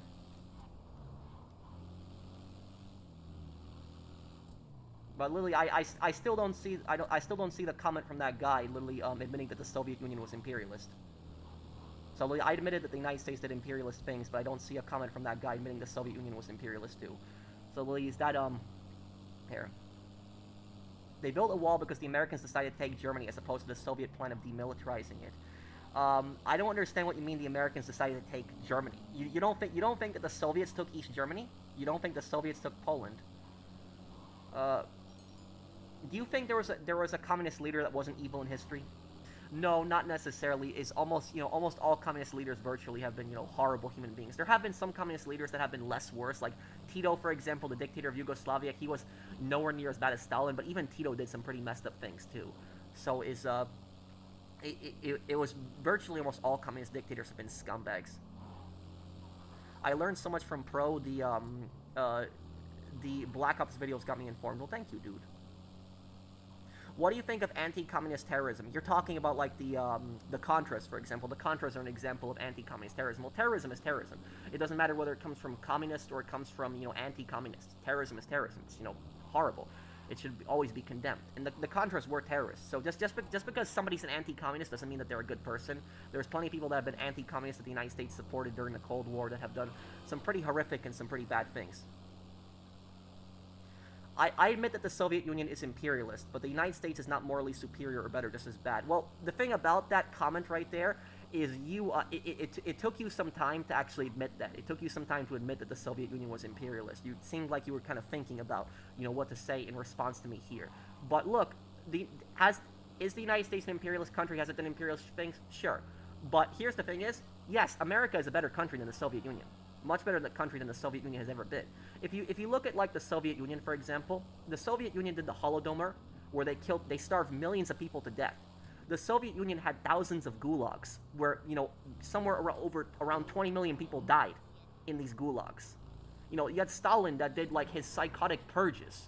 So, America is not a perfect country. It's not. But, like, if you just compare it to the Soviet Union, like just the horrible things that the Soviets have done way worse things than the Americans. Not to say that America hasn't done bad things. Like, America has done bad things. You had slavery. You had the mistreatment of the Native Americans. Definitely. You had stuff like that happen. But if you just look at the Soviet record, just the Soviet Union only existed for around 70 years. In that 70-year period, the Soviets managed to do way worse than the Americans did in 250 years of history. How about the mass starvation event in China? You're talking about Mao's Great Leap Forward. 40 million people died in that. It was just really disgusting. It's horrible. And the thing about that is that the Soviets ironically tried to warn Mao about that. Like, Khrushchev told Mao, don't do these collectivist reforms. He literally told him, don't do that, because Stalin did that, and it led to millions of people dying in Ukraine, but Mao didn't want to listen, and Mao went along with it anyways, and it ended up killing 40 million people.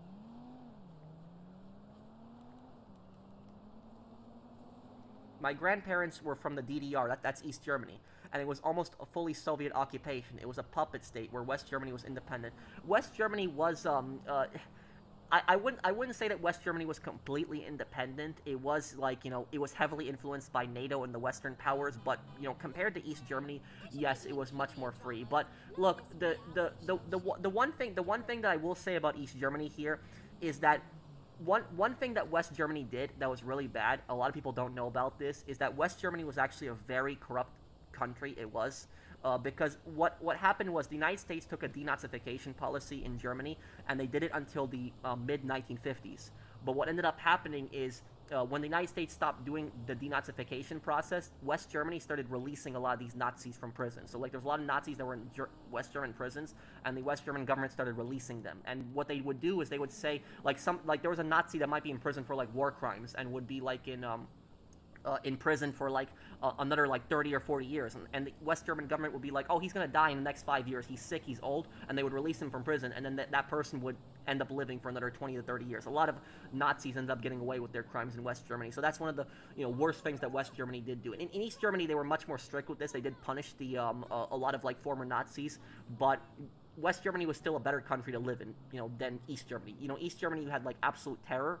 It was like terror. You had the Berlin Wall. You had the Stasi, and East Germany was such a scary country that in East Germany it was the most surveilled country in the world. It was where 20% of the entire population of East Germany were government informants. Just think about how crazy that is. 20% of people in East Germany were government informants. And if you want to know how bad East Germany was, the best way to describe East Germany is the North Korea of Europe.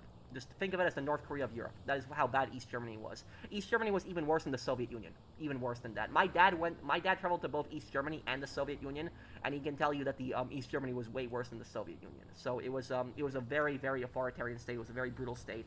It was a pretty bad place. Who needs history class when we have pro over here? Thank you, Shades. Thank you for the super chat. And thank you, Fuzz Raw, for the super chat also. You need help sell something after I sold my counterfeit? No, I'm just helping people sell their stuff right now. We're good here.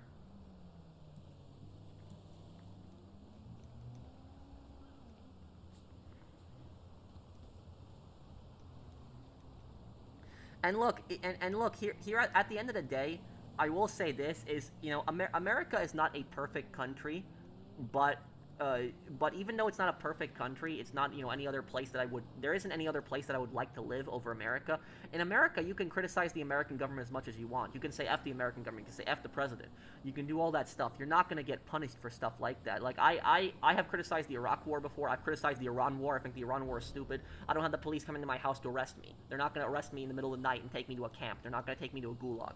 So, like, that is, that's what I'll say about America. It's not a perfect country. Yes, America does bad things. There's no doubt about it. It's not a perfect country. There are evil people in the American government. There's no doubt about that.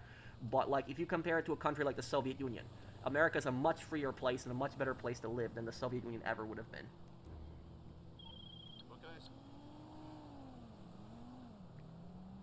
The United States decided to occupy Europe since 1945, right after liberating it. You still occupy my country with your bases and force us to buy your expensive gas. What country are you in, if you mind me asking?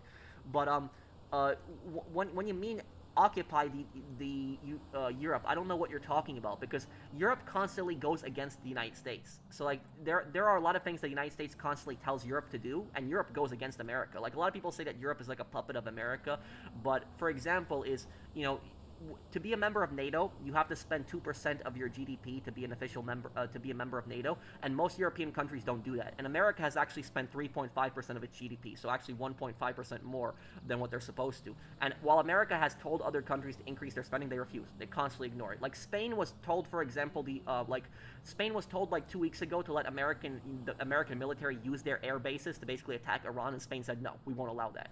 So, like, a lot of people say that Europe is, for example, like a puppet of America, but plenty of European countries, they constantly argue with America, and they constantly ignore what America tells them to do.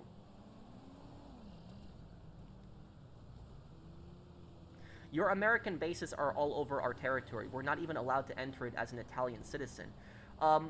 Look, I can't speak on those bases. I don't know about that. The only thing I can tell you about that, dude, is that I personally don't support that stuff. I'm a non-interventionist. I don't support getting involved in other countries' affairs. I don't support having bases in other countries. So I'm not for that. So, like, you can so, like, if you think I'm gonna sit here and I'm gonna defend every single thing that America does, I'm not for that. Like, I know that Okinawa in Japan, for example, they did a referendum like a couple years ago where the people on the island did a referendum saying that they don't want an American military base, and the Japanese government still agreed to build the military base, even if the people said no. So I agree. Stuff like that is wrong. I will agree with like that. But, like, when you say that Americans are forcing you to buy their gas, I've never heard of something like that. I'm not saying it doesn't happen, but this is the first time that I've heard about something like that.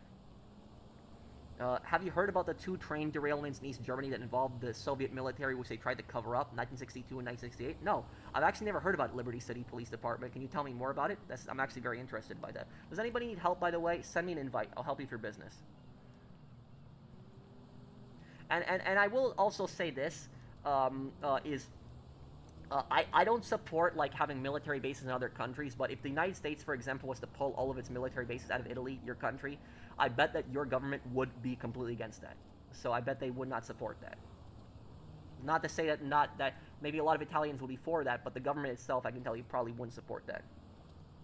Remember Nord Stream, what happened to that? Oh, the CIA blew that up. There's no doubt about that. It was the CIA who blew up that oil pipeline. It was obvious the CIA did it. Do you think Dmitry will be disgusted by Eddie Lowe? Possibly, but I don't think Dmitry would care at the same time. And yes, the CIA blowing up Nord Stream was stupid. It was an environmental disaster. It destroyed the water. It destroyed the environment. It disrupted global oil trade. It was a disaster. you know, what ended up happening. So it was, and this is the problem here, Kenny. This is the problem. You think that because I criticize communism that I'm gonna just blindly support every single thing the United States does? No. You know, I criticize my country all the time. The only thing I'm trying to tell you is that communism is a disaster. That's all I'm trying to tell you. So I'm not gonna sit here and defend every single thing the United States government does. It's just.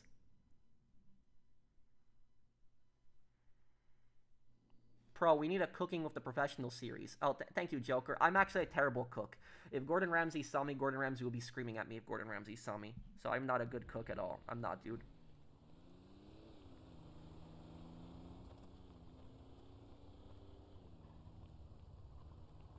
Is this PS5? Yes, this is PS5.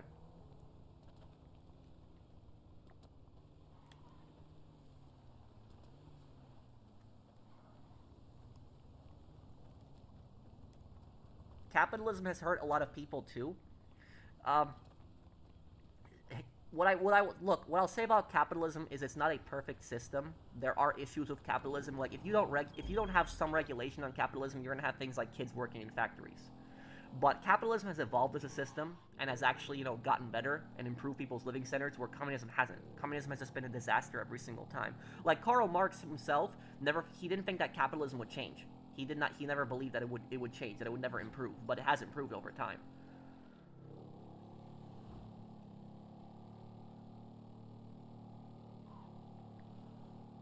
And also I will tell you one other thing. And this is honestly the last thing I want to say about this, because some people are probably sick of this stupid capitalism versus communism debate in the chat. The last thing that I'll really say about this is, do you know what the main difference between communism and capitalism is? The main difference between the two of them? You know what it is? It's not the economic system. I'm not even talking about how the systems work. I'm talking about socially. The difference between the two of them is that capitalism is just an economic ideology. It's not a political ideology. Where communism is both an economic and a political ideology. It's the two of them. That's the difference between the two of them. Like, you know, capitalism is not necessarily going to tell you how to live your life, or, you know, what kind of government you should have, or that type of stuff. A capitalist country could be a democracy. It could be a dictatorship. Where a communist country is always going to be a dictatorship. There's never been a communist country on this planet that has not been a dictatorship. Every single one is always going to be a dictatorship, no matter what. So communism is a complete ideology. It's a complete view. You know,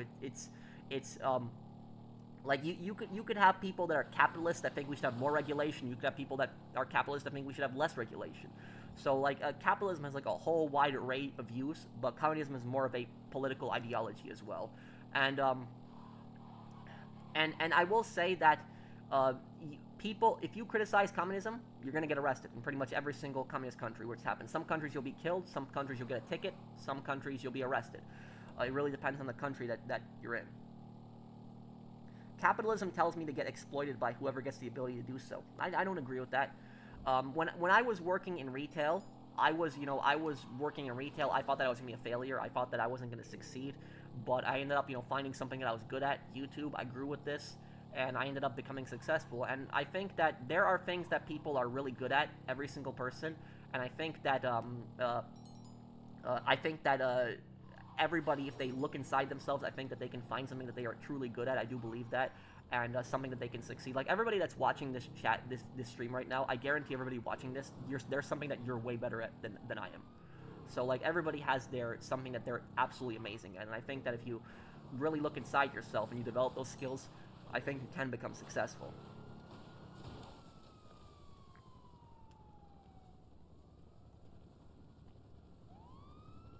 And also, Kenny, there's one thing I don't understand about you. There's one thing I'm a bit confused about you, because you say that under capitalism this happens, this person gets exploited. You always say like, oh, the United States forces you to do this and that, but yet you're advocating for communism, an entire system that's based upon force. You don't think that communists force people to do things? You don't think that communists take people's property? You don't think that communists really tell people how to live their lives?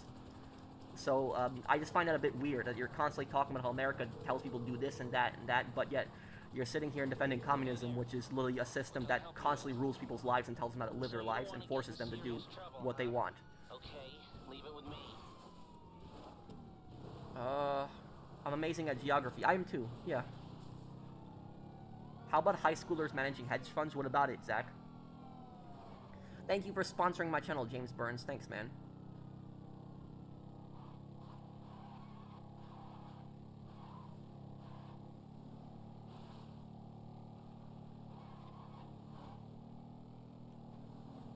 Oh yeah, communism definitely exploits people. There's no doubt about that, 100%.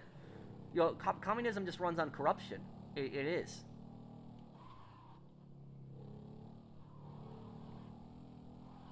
Yes, but you got pretty defensive whenever I would bring up communism, Kenny. That's the thing is.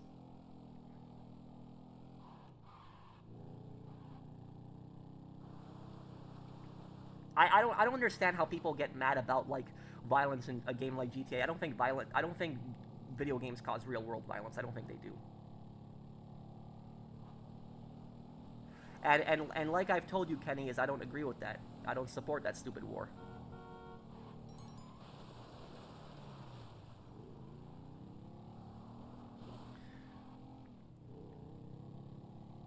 Let me see here. Why not get AI into government instead of humans? No, no, no. I do not want computers running the government. No. No, no, dude. In 1962, a Soviet military train was carrying T-55s. One of the tank's turret came loose, and the turret swung and struck a passenger train. Only 2 to 3 passengers died, while over 90 soldiers died. And let me guess, they covered it up because it was an embarrassment for them. They couldn't admit that they were probably what caused the disaster? Was it recklessness? Was it negligence? What caused it exactly?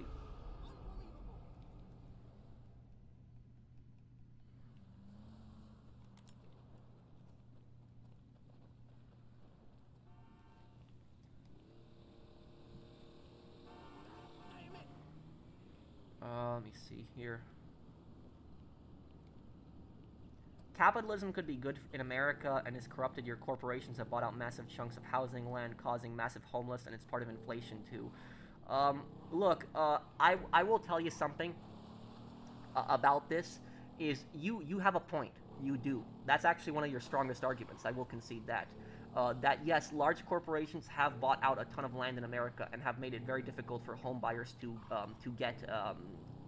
get land. But the thing I'll say about that is, I wouldn't blame that on capitalism. I would blame that on government incompetence, and you could also probably blame it on corruption as well, too.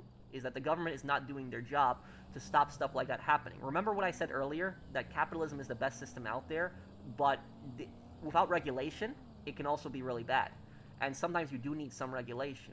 Now, even though I'm a pretty free market guy, I have experience with this.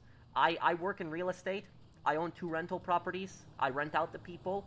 And I will tell you something. From my personal experience, I've seen this happen. I've seen this happen in real life where these large corporations will come in and they will buy tons of land.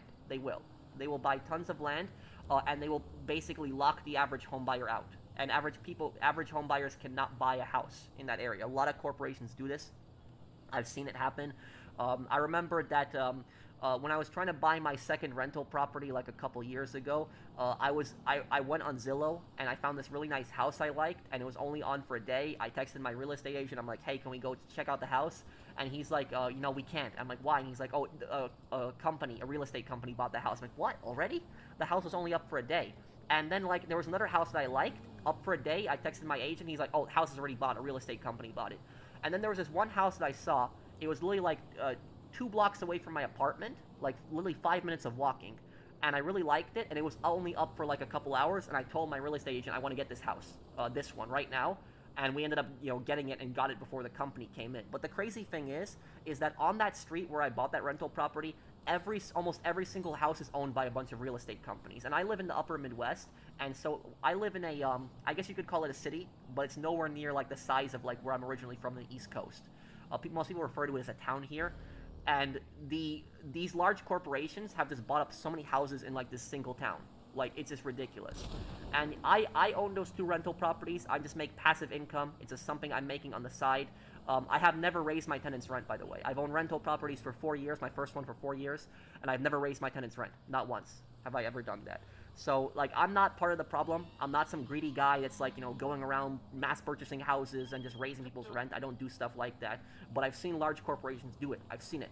And they come in with cash, they buy a house, and then people cannot buy it. And I will tell you that if I was president, I would, make laws where companies can't do that, where companies cannot own like a certain amount of the percentage of homes in like an area. I would do that. I would limit these companies because that's literally hurting the American home buyer. That is literally preventing people from owning homes. These large corporations coming in, just buying up houses, destroying the market, raising rents, causing inflation. I do agree that that is a massive problem. But here's the thing: is it's not just large corporations that are doing it. It's also countries like China, for example.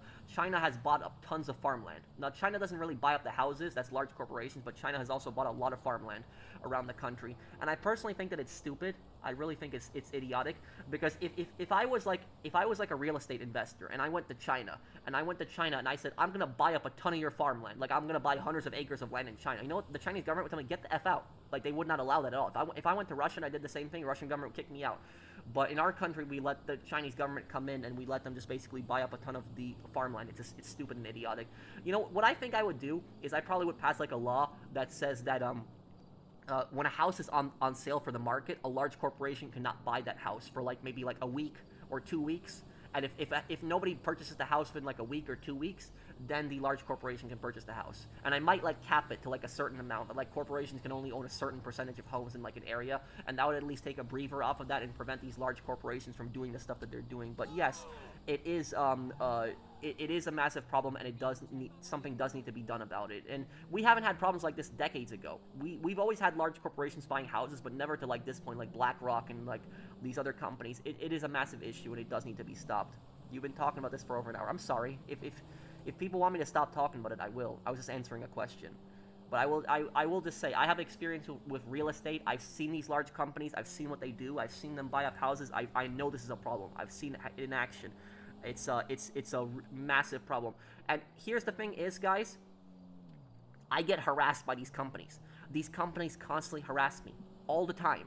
Like, I get letters in the mail every single month, constantly, of them wanting to buy my rental properties over and over again. They call my phone on different phone numbers, constantly, these companies offering me cash, wanting to get my house. They're pissed that I bought my house on the same block where they control all of it. But that's the beauty of America, though, is that in America, when you own your land, you own your land, and the corporation cannot force me to sell my land. So no matter how much money they give me, they can't take my land.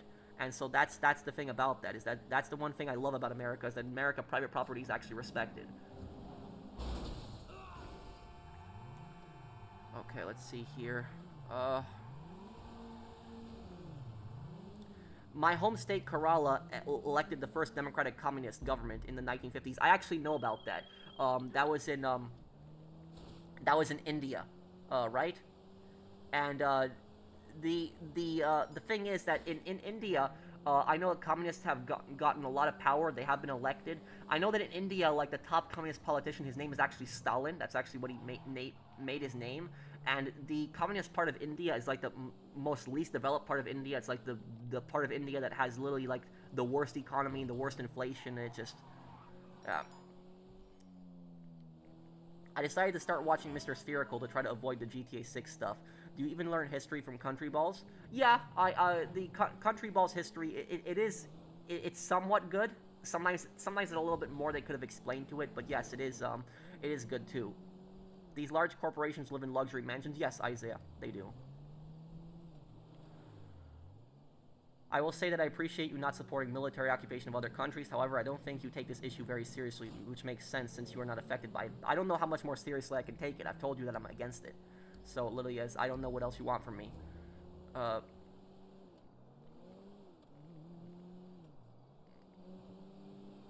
I like you, but you're too right-wing. It's not healthy, man. Being too far left or too far right is not good for your mental health. I would not consider myself a very right-wing person. I don't know where you're getting from that. Just because I'm defending like capitalism, I wouldn't say that makes me like a very right-wing person. And honestly, I will tell you, I can't stand both the far right and the far left. I can't stand both of them. I think it's two sides of the same coin. I don't like either of them. And I can tell though, and I don't mean to send any offense to you, I can tell that you haven't been watching my Ace Combat playthrough, like the Ace Combat Zero that I'm playing right now. Because Ace Combat Zero, it's an anti-war game, and one of the biggest messages in the game is that the game is dealing with political extremism.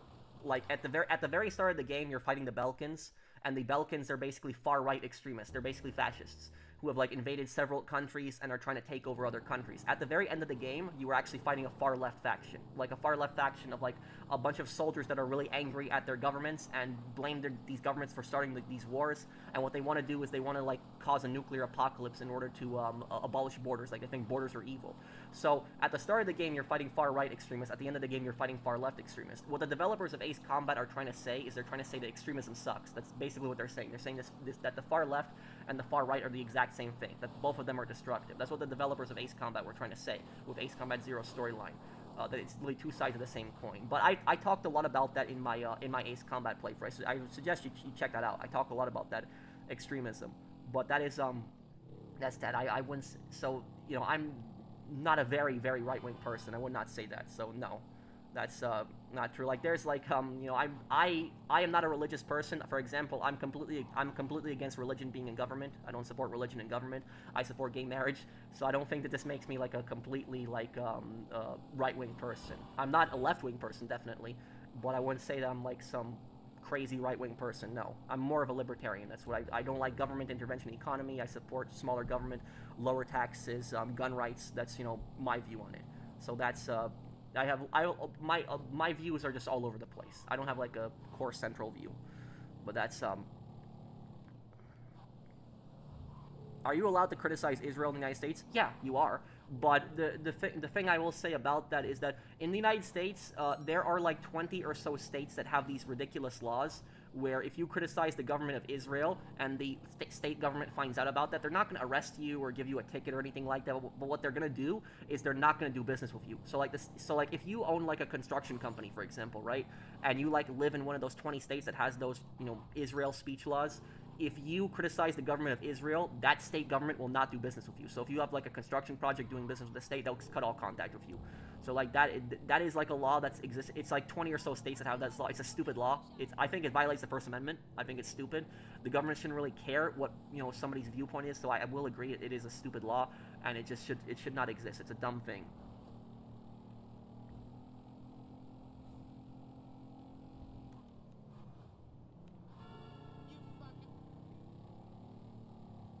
No, I'm not ignoring Joker.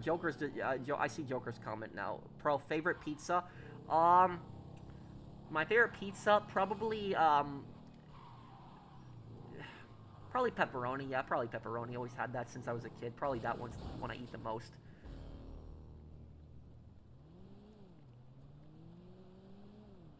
What do you mean, Zach? A gray area in that?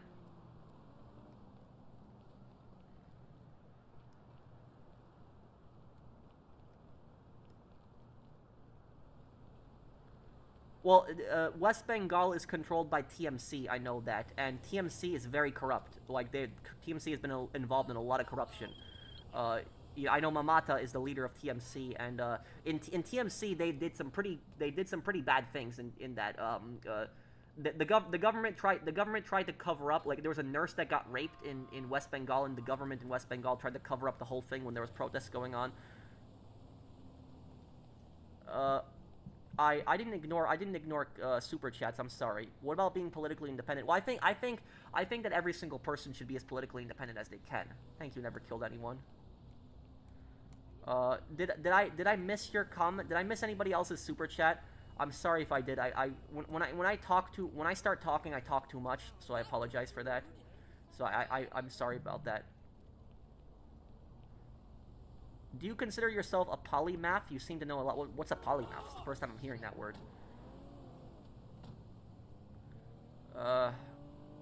You should be nominated as president. Thank you. But honestly speaking, I don't think I would ever last as president. If I was president, the CIA would probably, like, assassinate me. That's probably what happened to me.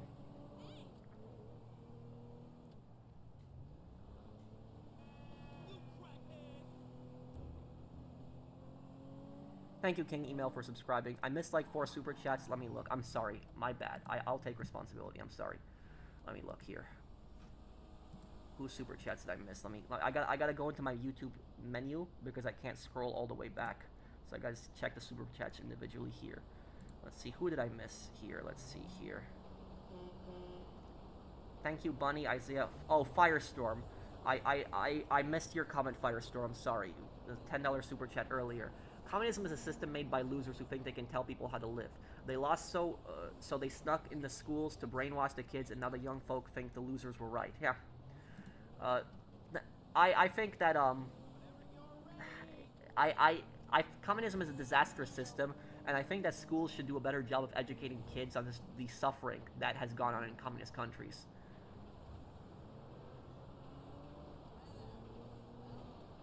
Do I speak other languages than English? I speak Polish. I also speak part Spanish. ¿Cómo estás? Yo estudio español todos los días y yo quiero ser bueno español con mis amigos. If that was good. What do you think of Ayn Rand, Pearl? I consider myself an anarcho-capitalist, but I agree with a lot of her ideas. Oh, you mean like Ayn Rand, like, she wrote those books about, like, the free market, and, she really did not want any government intervention whatsoever. Like, I know that, like, for example, like, Andrew Ryan in, BioShock is based heavily on Ayn Rand. I haven't read her work entirely, so I cannot speak on it. I just know she's, like, a free market philosopher. I know that. But if you're asking me, like, if I don't know if you know who Andrew Ryan is, though. Andrew Ryan is the guy, you know, he's inspired by a lot of Ayn Rand's ideas. In BioShock, I like Andrew Ryan a bit. I do like a lot of Andrew Ryan's ideas. I do like a lot of his ideas before he went crazy.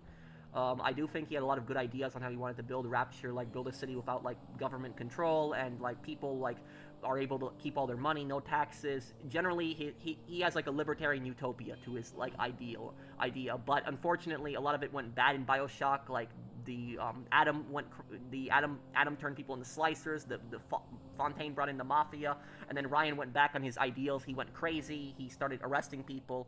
So, like, that's the thing is that BioShock was such a great game. Like, I love the politics in BioShock so much. But I don't think that Andrew Ryan was, like, an evil person. Like, a lot of people think he was an evil person. I think Andrew Ryan was generally a good person. I think he was.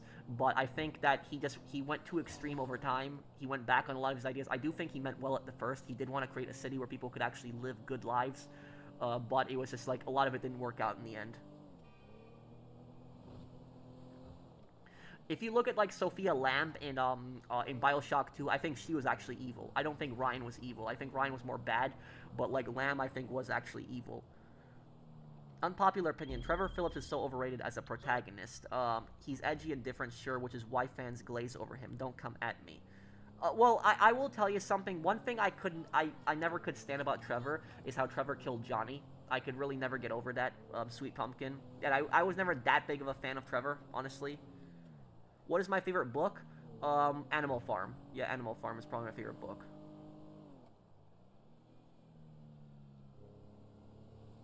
Do you know that Stalin supported the creation of Israel? Yes, that is true. A lot of people don't know about that. The Soviet Union was very supported the creation of Israel when it was one of the biggest supporters when Israel was first created as a country. However, the Soviet Union later regretted that, and what they did was they supported a lot of Arab countries and a lot of wars that they had against Israel. So it's partially true. You can abolish the CIA if you're president, I think. Nah. If you were the president, technically you could abolish the CIA, but there would be so many people that would go against you, it would be almost impossible. Like, there would be so many people that would try to sabotage you. There would be people in Congress, people in the military-industrial complex. A lot of people would not want the CIA closed down. A lot of people wouldn't.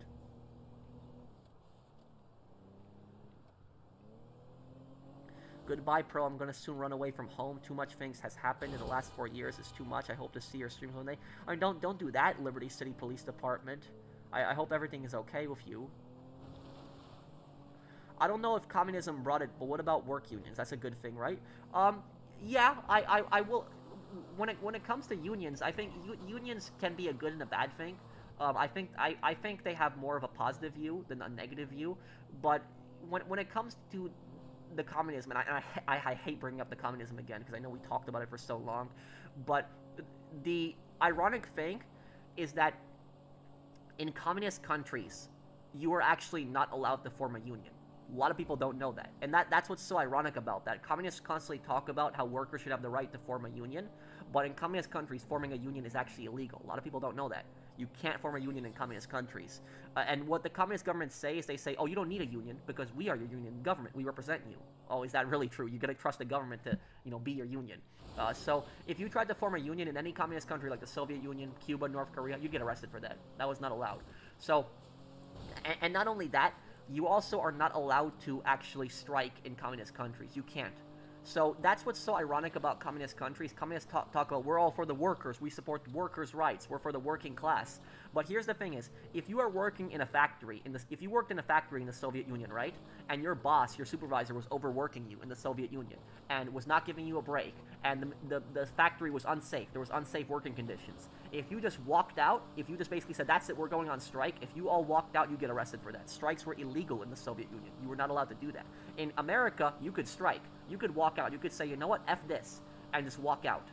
And you're not going to get punished for that. You might get fired. That might end up happening, sure, but the government's not going to come and they're not going to arrest you. That's not going to happen. So yeah, so unions can be a good thing. Companies sign a deal with them. Unions will protect you in a lot of situations. Like my mom is in a union, and she works as a cleaner in Manhattan.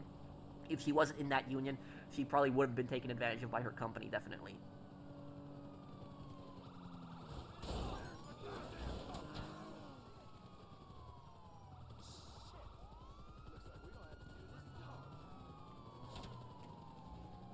And Tommy Vercetti can do no wrong. Yeah, I know Tommy is your favorite character.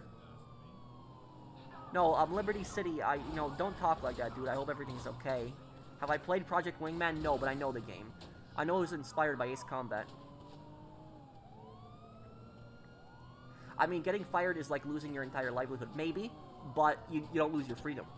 That's the thing is, we're in a communist country, you'll lose both your job and your freedom.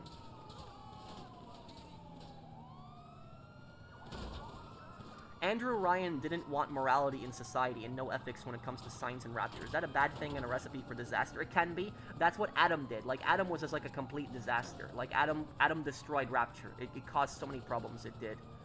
But here's the thing is, Andrew Ryan didn't support just like, killing people. Like, you were not able to harm people, like in Rapture under Andrew Ryan. So you couldn't do stuff like that.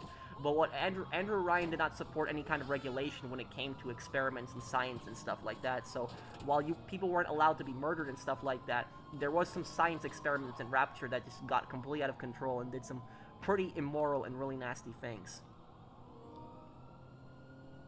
But yeah, that's what I'll say is Andrew Ryan is probably one of my favorite all-time villains. Probably one of my favorite villains in video games. I did like him a lot, so I thought he was a very interesting guy.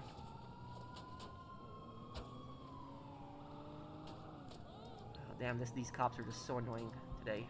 Okay, I'm trying to lose this here.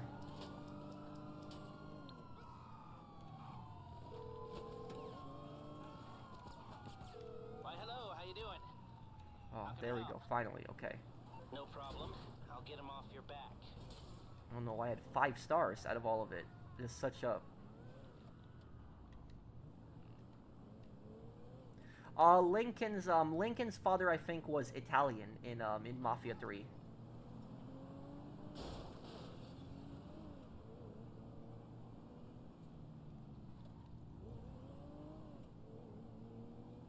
I see a lot of military enlistment ads here, promising lots of money and freedom from debt. Yeah, I don't know why I had 5 stars, and yeah, this whole war that's going on right now is just stupid. I'm not in agreement with this right now whatsoever.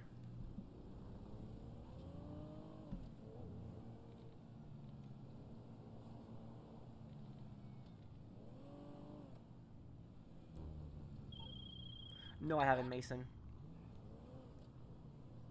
Mother was Dominican and father was Italian. Okay, visionary.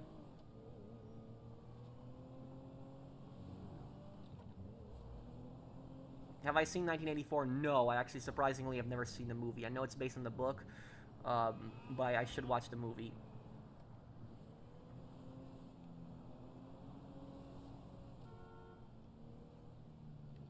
Is there any reason Rockstar killed Johnny? Because they were trying to introduce Trevor, and that's how they did it.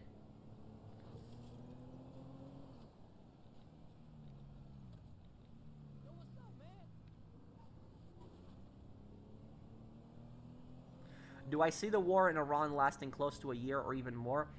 Remember what I told you guys a month ago. Remember what I told you guys a month ago when this started. So a month ago when this war started, people were asking me, how long did I think this would last? And I said a month ago, I said the United States government is full of crap. And I said this war is not going to last for a month. It is not. And like I remember the U.S. government was saying, oh, it's going to be a week, and then they said it's going to be a month, and then they said, and then 2 weeks ago they said, oh, it's only going to last for another 2 weeks, and 2 weeks have passed, and it's still going on. So this conflict could last for until even the end of the year. Even when GTA 6 comes out, I wouldn't be surprised the Iran war is still going on, if that is still happening. This conflict could basically turn into America's Ukraine. It could be like a never-ending war. That's basically what this could be. Do I feel bad for Victor Vance dying in GTA Vice City? Oh yeah.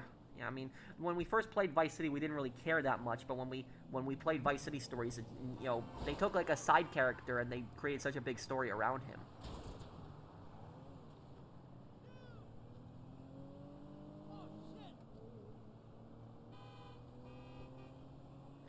You speak Polish, right? Can you say something? I've actually never heard the language being spoken. Jak się masz? Ja umiem gadać po polsku I ja przeczytałem twój comment.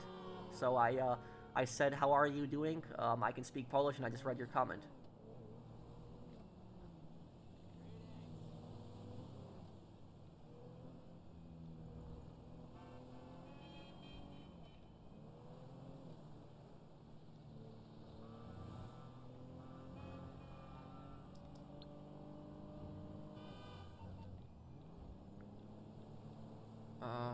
Okay.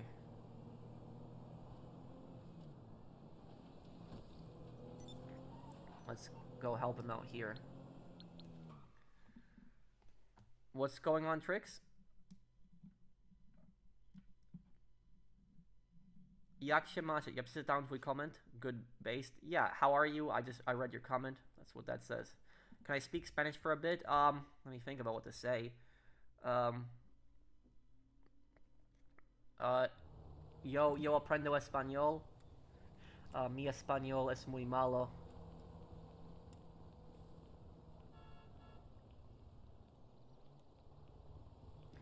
Me gusta videojuego Grand Theft Auto.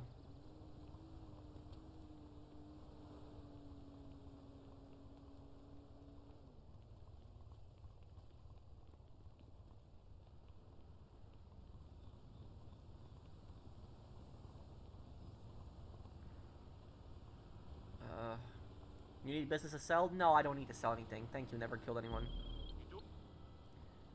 Your Spanish is bad, but it's okay. Yeah.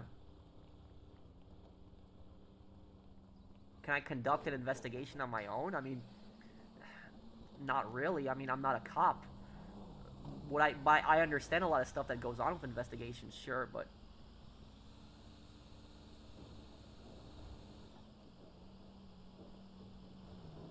What do you mean, Ozman? What's your... I'm confused.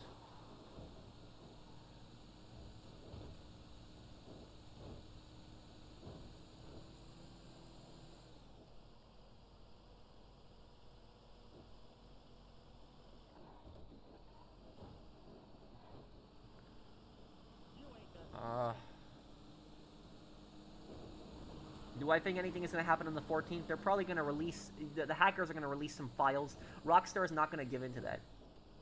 Stalin tried to kill John Wayne? What? Like a private detective? Well, private detectives conduct investigations differently. Like, private detectives aren't really usually involved in a lot of the big crimes like the police. Like, do you know what the most common... You know what the most common thing that private detectives are hired for? Most common thing? They're hired for figuring out if somebody's cheating. That's what private detectives are hired for. Like, they're hired to find out if somebody's cheating. So, like, they will, like, a wife or a husband might contact them and might say, like, hey, is my spouse cheating? I need you to find out. That's basically it. That's what they will do. They also are there to investigate fraud. So a lot of insurance companies will investigate fraud. They will do stuff like that.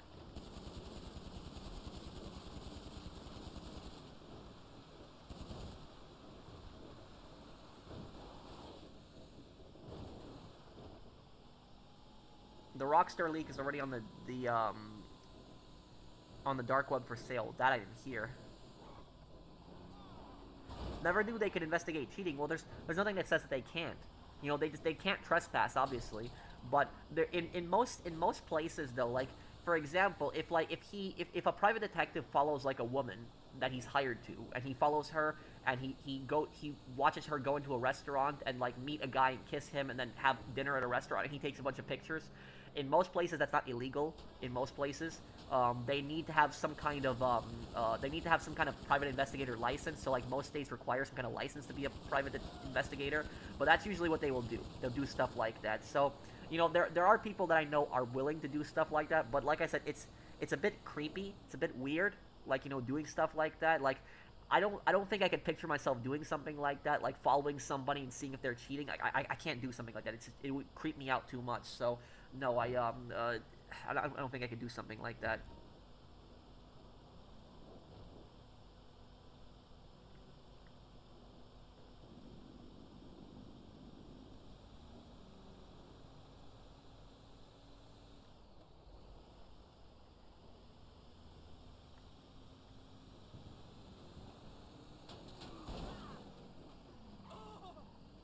Did you see all the fraud Nick Shirley exposed? Oh yeah, I watched those videos. He did a really good video on exposing like a lot of the daycare frauds, and then he exposed like the hospice frauds in California. Yeah, he did pretty good with that.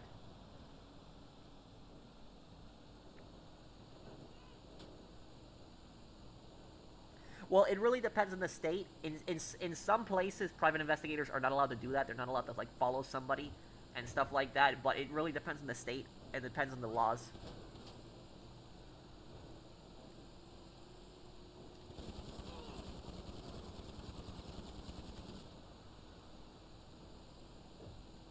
Well, to be a private investigator, you really don't have to go for any courses. Really, you don't even need a college degree or anything like that. You would just need to get the license from the government. That's pretty much all you would need.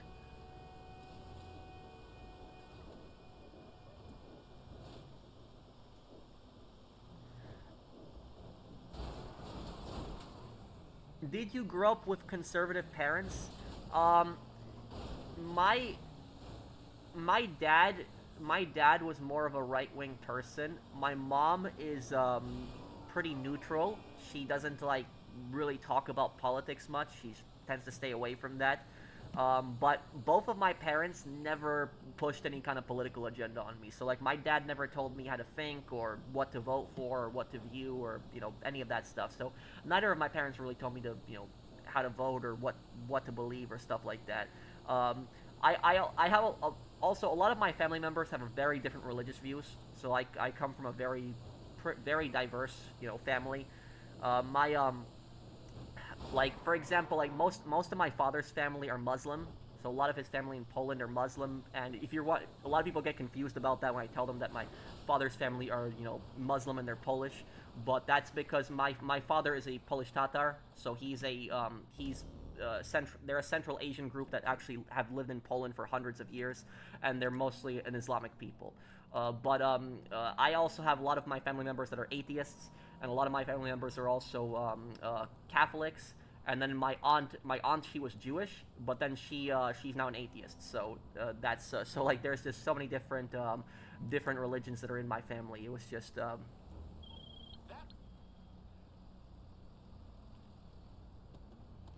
What the?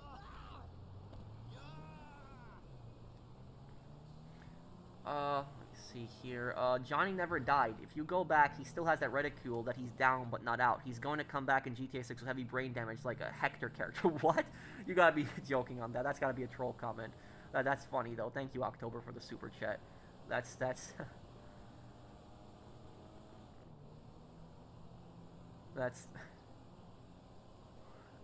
thank you for the super chat. Does anyone need help with a heist, by the way? I can help somebody with a heist if anyone needs help. What's your question, Monster?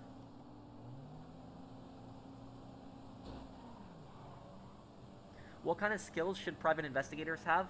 Well, I don't think that a private investigator necessarily needs to be a cop, or former cop, though a lot of them are. But they should have some training, and I don't know the expert on it, so I don't know exactly what it should be, but there should be some training involved in it. Have I been to Hawaii? No. I missed your super chat earlier. Oh, I'm sorry, Jolly. Let me look. Which GTA protagonist would most likely be cops? Like, a cop? The only one that I could have pictured being a cop would be Victor Vance. Victor Vance I could have pictured being a cop. But, you know, if he didn't fall into a life of crime. But everyone else, no. I'm on PS5.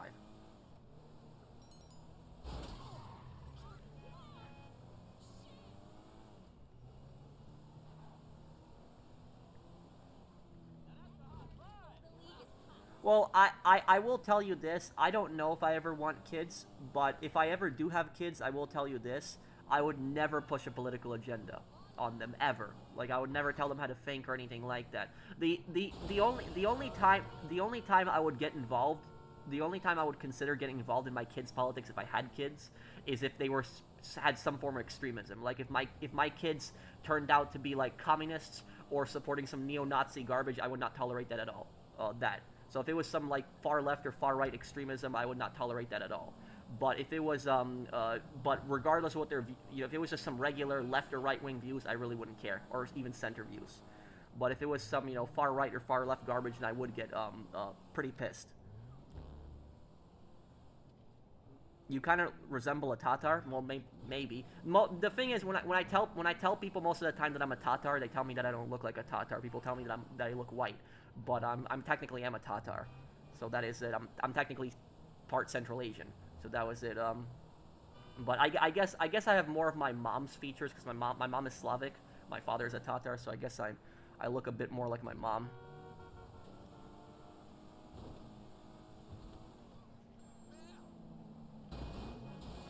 Here.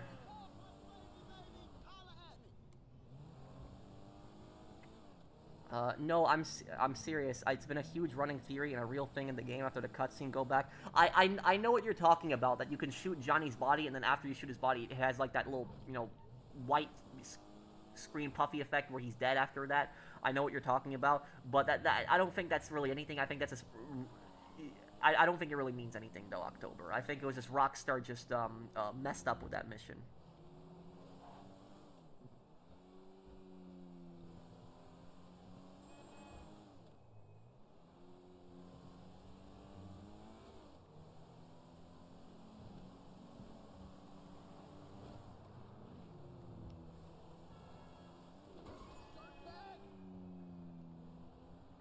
What about religion? I'm an agnostic. If you're asking what you're asking me about my kids' religion, I would not push any kind of religion on them. That's it. I would tell them believe whatever you want to believe. Do I think the United States would have gained more independence if the British monarchy had more power? If the British monarchy was more authoritarian, the United States would have gained independence even quicker because people would have been more sick of them. Thanks, man. Go help your friends. Well, thank you. Never killed anyone. Does anyone need help with a heist? I'm not getting any heist invites right now. No heist tonight. Do you think the hackers will release the info? Yes, they will. Rockstar isn't going to pay up. I am not a member of the Green Party. I would never vote for the Green Party. I don't know what you're talking about.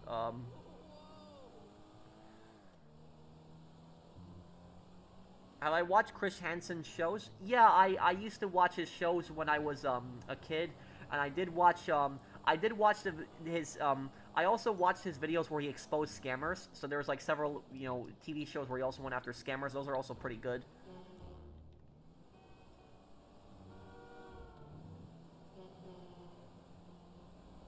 What are we selling here? Pro, in World War II, how did the Japanese view Tatar people? I don't think the Japanese really came in contact with any Tatars. No, I don't think they did. The Tatars are mostly a Central Asian people, so no, just because they're Asian doesn't mean that they're gonna be in the Far East. Like, Tatars are like, in most of them are in Russia. There's the Republic of Tatarstan, which is part of Russia, but there's the Tatars also used to live in Crimea. Like, Crimea was their ancestral homeland. That's where the Tatars had lived in Crimea for 200 years before the Russians and the Ukrainians, came there. And so that's the crazy thing is both the Russians and the Ukrainians make claims to Crimea. They're like, the Russians are like, oh, it's our historical ancestral homeland, and the Ukrainians are like, it's our historical ancestral homeland. But in reality, it's actually really the ancestral homeland of the Tatars. They had lived there for hundreds of years before the Ukrainians and the Russians. The reason that they're a minority right now is because in 1944, Stalin went and took the NKVD, his secret police, and they forcibly deported the entire Tatar population from Crimea, removed all of them, and sent them to gulags and sent them to the far eastern parts of Russia. And then what he did was he just gave all the Tatar houses to Russians and just settled them all on the land. And then in the 60s, Khrushchev gave the land to the Ukrainian SSR, which then it became part of Ukraine later on after the Cold War ended. So a lot of people don't know that, is that they don't know that there was actually an original inhabitant before the Ukrainians or the Russians were there. Pro, if you had to choose, do you prefer the Mi-24 Hind or the AH-64 Apache? Like the Mi-24 preferably, but I know some prefer on the second. What, you mean in real life, or do you mean in GTA? Well, I like it in I like the Hind in GTA. The Hind in GTA is probably my favorite helicopter because I just like the explosive cannon on it, and I like how it can transport 2 extra people. But the thing is, the Hind can't really be compared to the Apache because the Apache is like an attack helicopter, where the Hind is both like it's an assault helicopter where it's specifically used to transport soldiers. It can transport a lot of troops, but it can also attack. So if the Hind went up against the Apache, it would have no chance. The Apache would take it down. But I do like the Hind because the Hind is an amazing helicopter. It is both, it can be used for combat and it can transport a lot of soldiers too. That's why it's such a great helicopter. No, Soviet Union was one of the largest producers of oil in the world.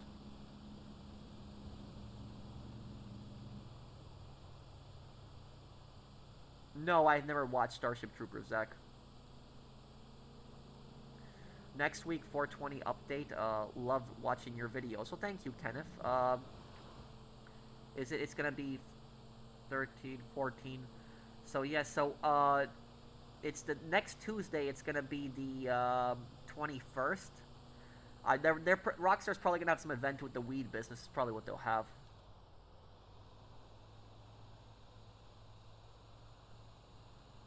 Have I ever heard of North Sentinel Island? Yes. That's in India. It's North Sentinel Island is an island that it is an island that has these tribes that live on it, and the tribes, like, they have not had any contact with any outsiders for a very long time, and they are very hostile towards outsiders, and the Indian government has actually made it illegal for people to go to the island because the tribe's culture is just so much different. But also, the thing about North Sentinel Island is that because they haven't had contact with other outsiders, if somebody like came in like with the flu and brought the flu to that island, it could like kill all of them because they haven't experienced any of those diseases ever. So that's also why the Indian government has basically like locked that island down. But I will say about North Sentinel Island, a lot of idiots go there. Like a lot of idiots try to go there for like YouTube videos. So like there's a lot of YouTubers, and I also want to apologize to Indians for this, that like a lot of Americans are stupid people that have like gone to North Sentinel Island against that, and they've done stupid things there. So it's a dumb thing that American tourists have done, but not all Americans are like that. It's just a bunch of idiots that have done stuff like that. But there was this one guy who went to North Sentinel Island. He was like a priest, and he wanted to like convert the natives to like Christianity, and they ended up murdering him. They killed him. And I don't know why he went to the island. Like, literally, he was told, don't go to the island. They will kill you. Like, they hate outsiders. If they see an outsider, they see them as an enemy. Like, they are very violent on that island. If they see somebody that's not part of the tribe, they will kill them. They are very violent. So the natives on North Sentinel Island, those guys are even more aggressive than the Comanches.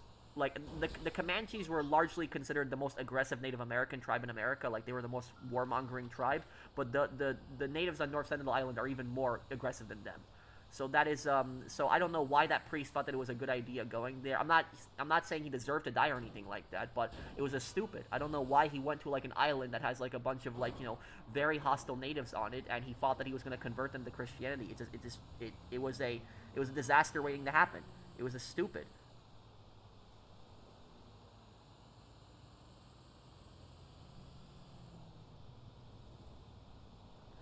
At least it's poetic then. Man went through all that just to get stomped out. That literally is the gang life in real life.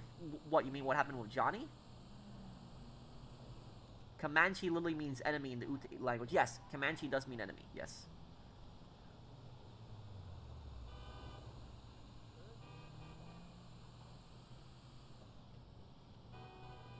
Hey, professional, try not to cry when someone uses legitimate strats in PvP and you're too low skilled to defend against them. By legitimate strategy, I really hope that you are not talking about easy way out. Because if you think that that's a legitimate strategy, I really don't have any words for you. Like if I see somebody blowing themselves up, every single time I see somebody blowing themselves up, I count that as a kill. Every single time. I mean, would you guys not count that as a kill if you're fighting somebody in PvP and GTA and they start easy way outing, like blowing themselves up? Because literally you have really accomplished what you're setting out to do. So like if I'm fighting somebody and they keep blowing themselves up, you've already done what I was trying to do anyways. I was trying to kill you. And if you just blow yourself up in the game constantly, you really accomplished what I was setting out to do. So I count that as a kill every single time I see them blow themselves up. That's it. That's just it's honestly one of the stupidest things I've seen people do in GTA, just blowing themselves up. It's so stupid. No, I haven't, Vanny.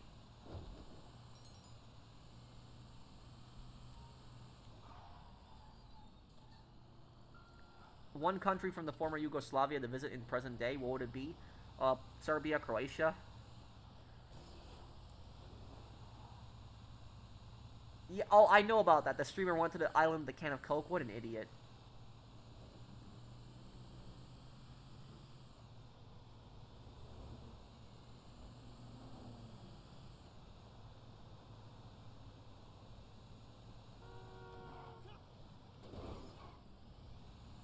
Are the Tatars Chechens? No. No, the Chechens are a different ethnic group. They are. The Tatars are a Turkic people, which I don't know what ethnic group the Chechens are. I don't think the Chechens are a Turkic people. Correct me if I'm wrong on that. But I know that the Chechens are a different ethnic group than the Tatars are.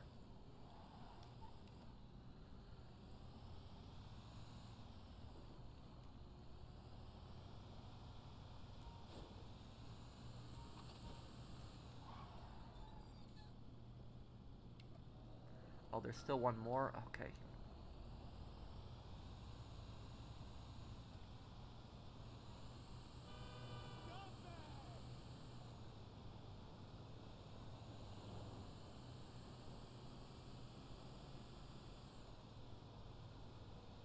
What's your opinion on the dictator of Chechnya? You mean Kadyrov? Kadyrov's a psycho. You know, that guy's a complete psycho. Like, he literally said that he would kill people on the streets for going against him. Like, he said if somebody talks crap about me on social media, I'll kill him. Like, literally, that's what the leader of Chechnya said. Like, that guy is a complete psycho.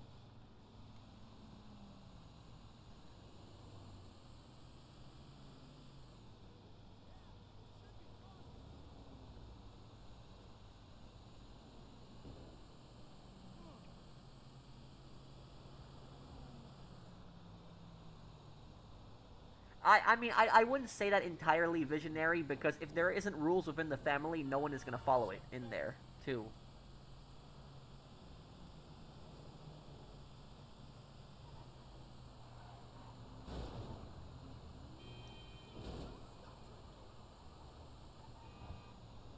Professional's a smart man, thank you. Yes I have, Jolly.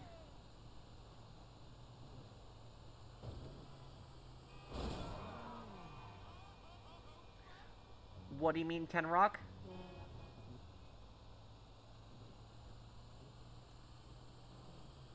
Well, about Mount Pike 2, I always say it wrong. Do you know that the North Korean stories say that Kim Jong-il was born on that mountain? Like, it was like considered Korea's most sacred mountain, but it's actually BS. Kim Jong-il was actually not born on that mountain. He was actually born in a poor Siberian village when his father was on the run from the Japanese.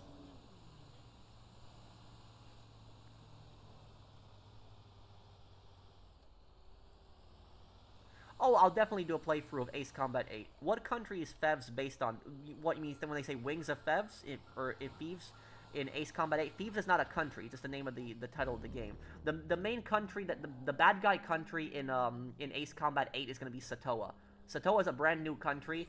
And about Satoa is we we don't know really anything about Satoa. The only thing we know about the country is the country has existed since the early Ace Combat games. Like even since Ace Combat 0, Satoa has existed as a country, but it's never been in a game before. It was there on the map, but we really don't know much more than that. They're supposed to be the villain country.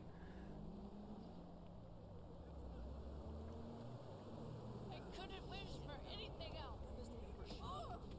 Would I ever visit Thailand? Yeah.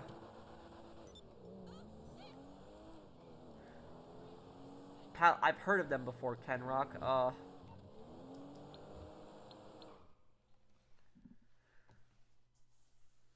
Well, I know that government's been in power for 16 years, Jolly.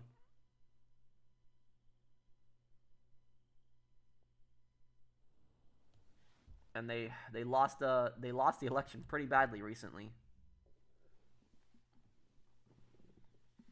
But a lot of people I know were really mad in that country. Oh hey Ninja, how you doing, dude?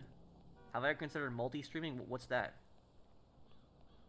They're taught that Kim Jong-il just spawned on that mountain. Not only that, they're taught that when Kim Jong...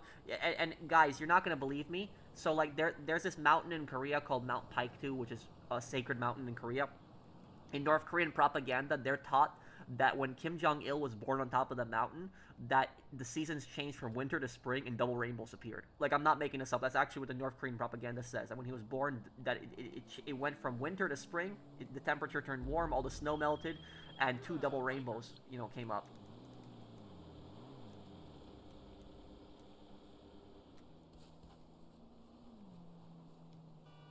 Literally, if you EVO in any other PvP game, people laugh. So why is it different in GTA? Yeah. Blending human bodies with technology? What, you mean like a cyborg, Liskiff? Do North Koreans know the story is BS? I'm sure some do. But there are probably others that are brainwashed.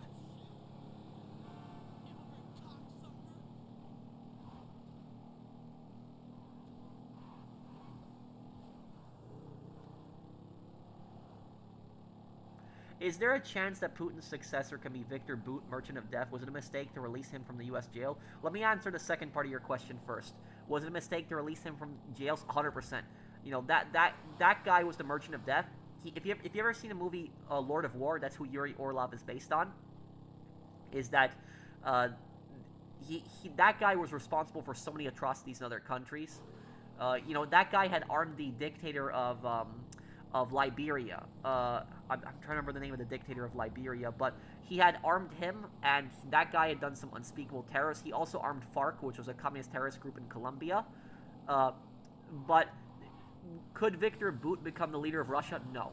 He's not going to become the leader of Russia. He actually joined the Liberal Democratic Party of Russia recently, which the Liberal Democratic Party of Russia is actually an ultra-nationalist political party. It's actually an extreme party. It's even more extreme than United Russia. Like, United Russia are the people who control the government of Russia, so that party is even more extreme than the current ruling party. Like, for example, like, Liberal Democratic Party of Russia has proposed using nuclear weapons in Ukraine, and they've also proposed shooting all their political opponents.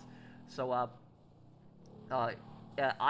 he's not going to succeed Putin because he is not in the same party as Putin. And they are, so, yeah. It's not going to Charles Taylor. That was him. Charles Taylor was a dictator. I prefer spring season over summer. I do too. I'm not a fan of summer personally. Thank you, Isaiah.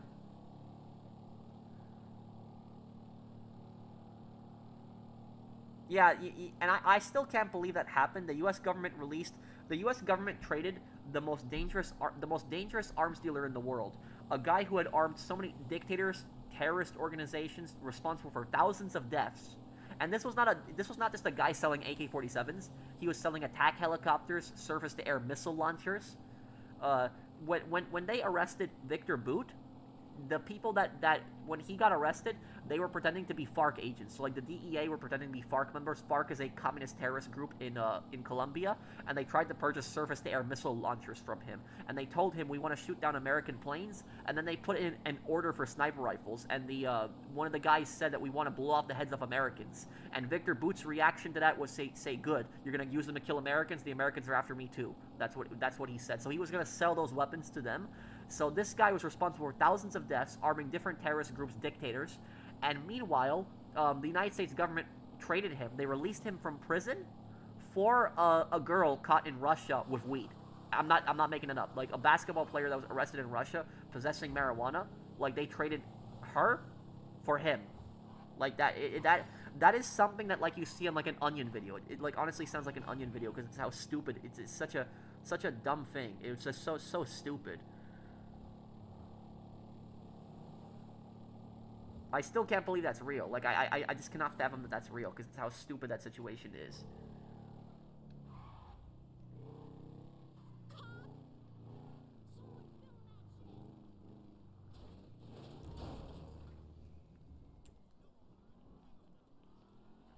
No, I don't think they're bringing back Johnny. It's not gonna happen. Live stream on multiple platforms is multi-streaming. What do you mean live stream on multiple platforms? What you mean like different games on different systems?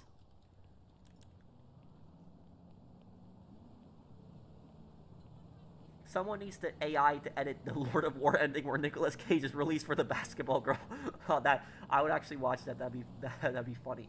But Lord of War 2 is actually coming out next year, so there's actually a sequel to that movie coming out next year. Maybe they'll actually have a basketball reference to that. But that movie is actually coming out next year, and I'm being serious. There is actually a sequel to the movie coming out next year. Nicolas Cage is coming back.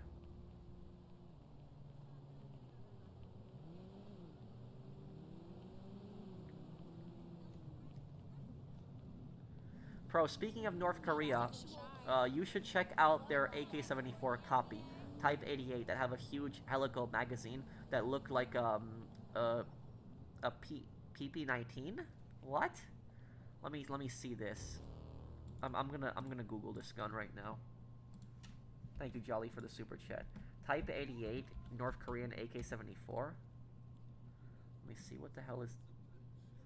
Oh, this thing! I've seen North Korean soldiers walk around with this thing in military parades, but I never knew what the name of the gun was. Yeah, it has the exact same magazine as the PP-19 Bison, like the Russian submachine gun. It has that tube magazine. Yeah, that is. You know, I wonder how reliable that system is. Like using a tube magazine for an AK platform. I wonder actually how reliable that is. I'm really curious on that.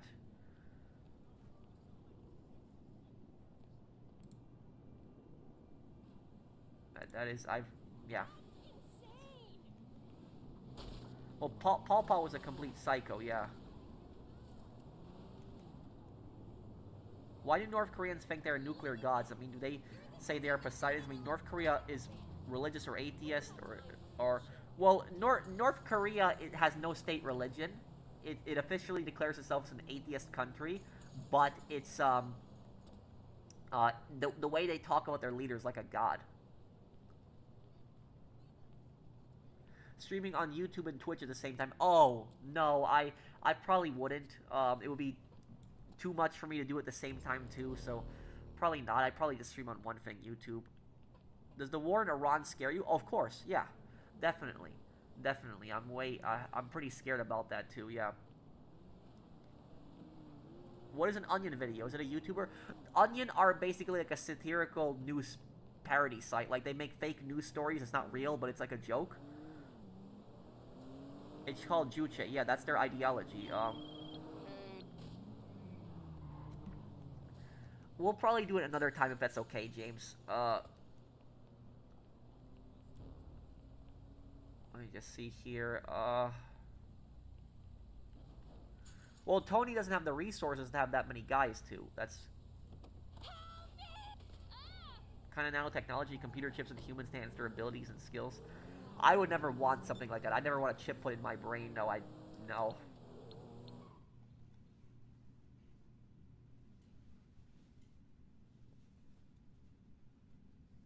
Do you think hey Pro, do you think the villains will be in GTA 6 more corrupt federal agents, billionaires, cops, or maybe cartel bosses? I don't want any of this CIA, FBI stuff like they had the IAA and the FIB stuff. I don't want that stuff in GTA 6. I want GTA 6 to focus really on crime. I want like cartels. Like cartels, I want. They could bring back the Russian mafia because the Russian mafia does actually control a presence in Vice City. They confirmed that in GTA 4. So like they could bring back Petrovich's mafia. They could do that. Federal agents, they could do some corrupt federal agents. They could do something like that. I mean, almost every GTA game has always had a corrupt cop. Almost every single one. But I will also say the corrupt billionaires no more. Like they did the billionaires in GTA 5 with like they did it with Devin Weston, and then they're doing it with Mr. Faber. But I don't want any more of the corrupt billionaire stuff. Thank you, Maria, for the super chat. Do I have any socials outside of Patreon? Twitter. Yes, North Korea did even have their own calendar. That is true. We need this.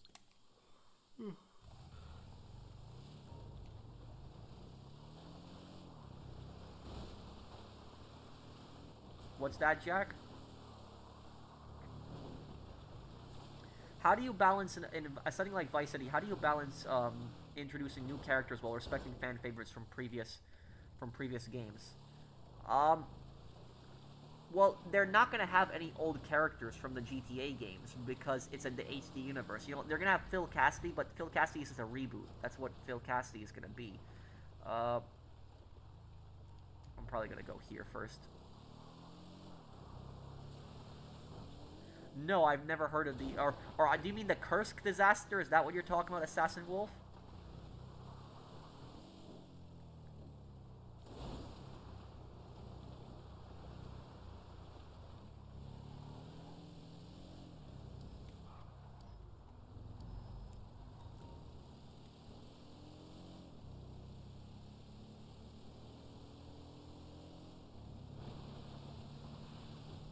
Call the Ghost story was amazing.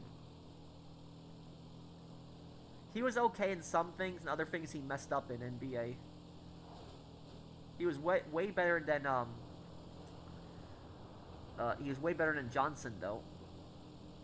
What's for dinner? I'll probably have some soup.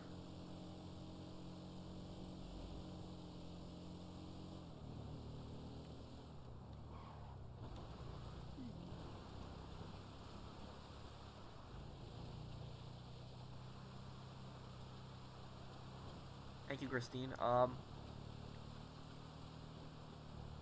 The Russia trade is just as stupid as when Luka Doncic, somebody who nearly gave the city of Dallas an NBA championship, was traded for no reason to the Lakers last year for a bag of chips.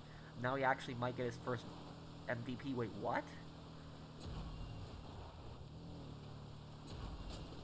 A player traded for a bag of chips? What? Thank you, Blind Eagle. Wait, what? Who is the worst corrupt cop in any game? The worst corrupt cop in any game is the sheriff in Mafia 3. He's even worse than Tenpenny.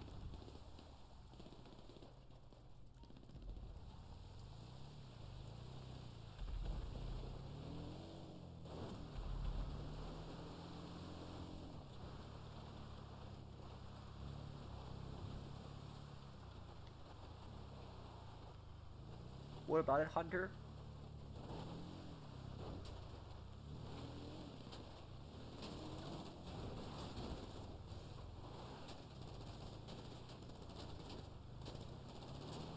Well, here's the thing about Putin. And this is what people don't understand about Putin. Putin does not support communism. He does not support bringing back the Soviet Union. When Putin praises the Soviet Union, he's praising the influence and power the Soviet Union had. So what he misses the land that the Soviet Union had, the power and influence, but not necessarily the economic factor of it. So he prides himself in like the land and power the Soviet Union had, but not necessarily the communist ideals of it. So that's the backstory of Putin. So that's why he's not putting communism in Russia.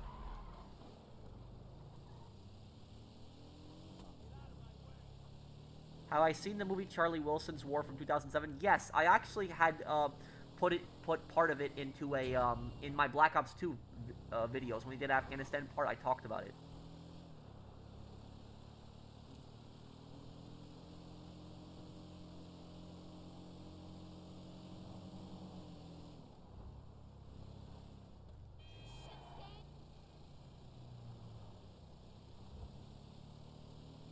I mean, I would give him timeless skiff. What kind of soup? Probably chicken soup. What's the best car in GTA to get away from griefers?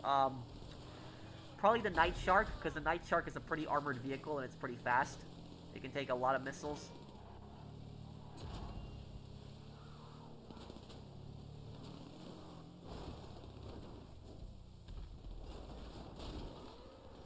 Oh dear, I hit a deer. Okay, let's go here.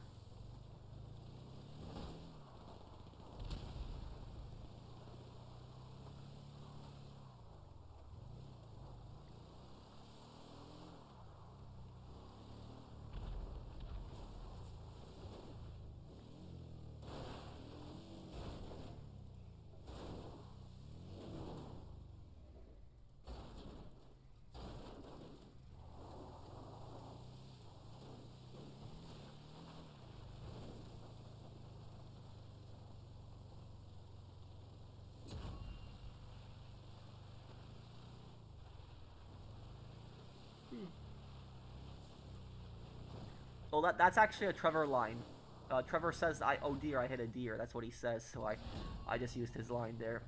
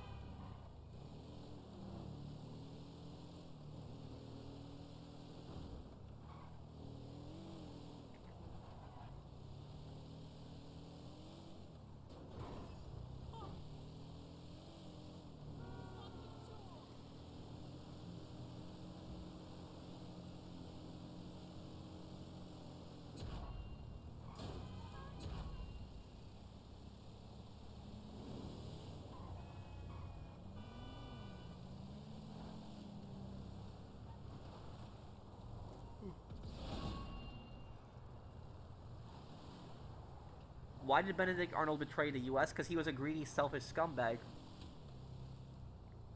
He felt he wasn't getting enough credit, and he felt he wasn't getting paid enough. But there was a lot of generals that were going without pay, but they were doing it for the cause, for their country. Okay, I'll see you, Skiff. Take care, man.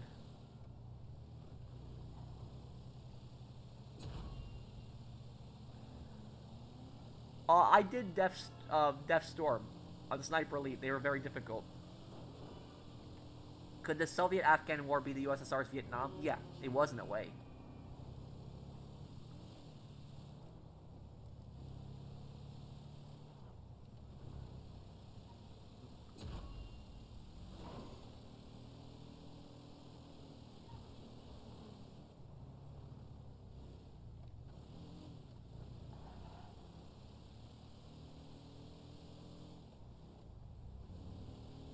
It's an expression. I'm saying he was traded for a veteran player with a notorious injury history, a second player that's mid at best, and first round draft pick that Utah Jazz got.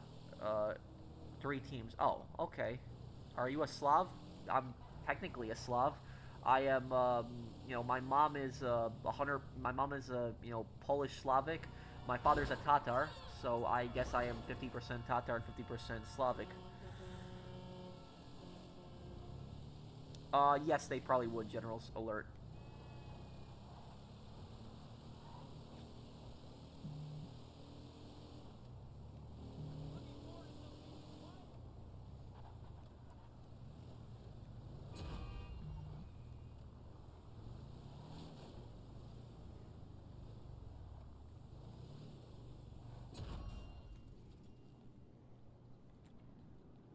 Why did the USSR lose to Afghanistan? USSR had better weaponry because the Mujahideen were so resistant. It was a mountainous country. They couldn't conquer it as easily as other countries.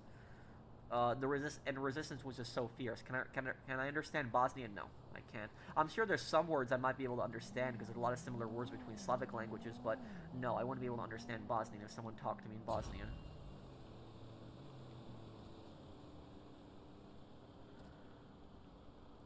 Wait, what bots, Superfan?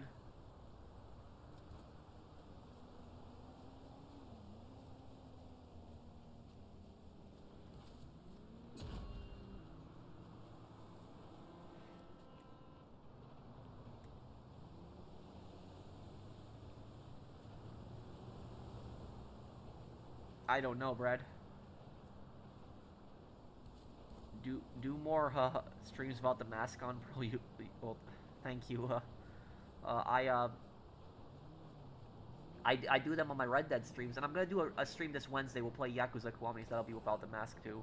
Have visited Eastern Europe? Yeah, I have. Last time 2010. Oh, he's my friend. We still talk to each other, NBA.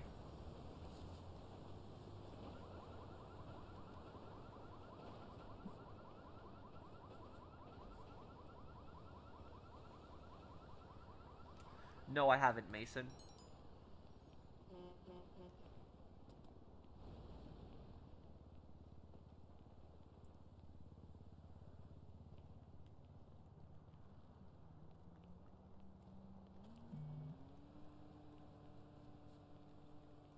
If GTA 6 is released, are you planning to do a full review? I'd love to hear your thoughts on the story, gameplay, online features, and more. Yeah, I probably will do a review. But I'm going to be focused primarily on the single player when I play GTA 6 for the first time.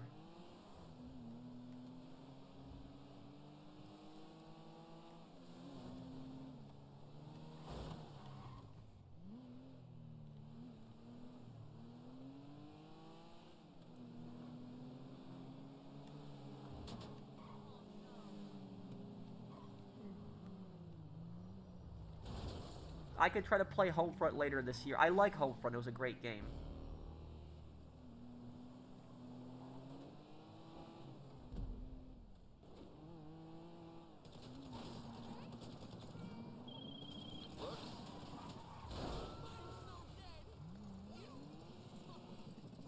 What's my favorite fun fact about Ireland? I don't know anything I can think of. My name is actually Patrick, but I'm not Irish. Can you ride a motorcycle in real life? When I was younger, I had a motorcycle permit, and I did ride a little bit of a Ninja 250, but I gave up on it. That was like more than 10 years ago.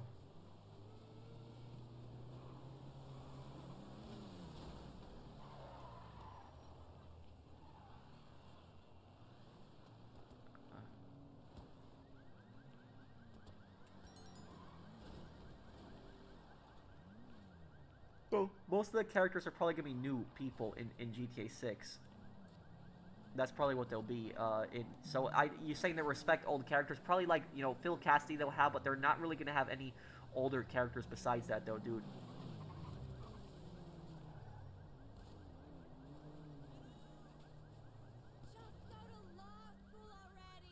No, you shouldn't visit North Korea, Hamzat. And I don't think that tourists are even allowed at Mount Pike too in North Korea.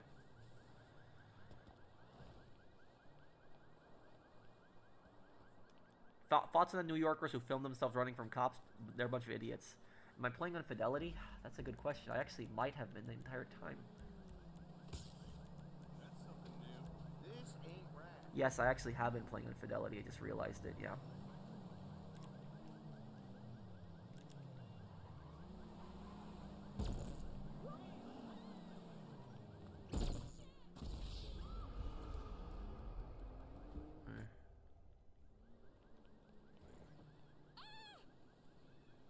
How are you 31? You look 23. Well, thank you very much for that. I guess that means I look young, but I just am.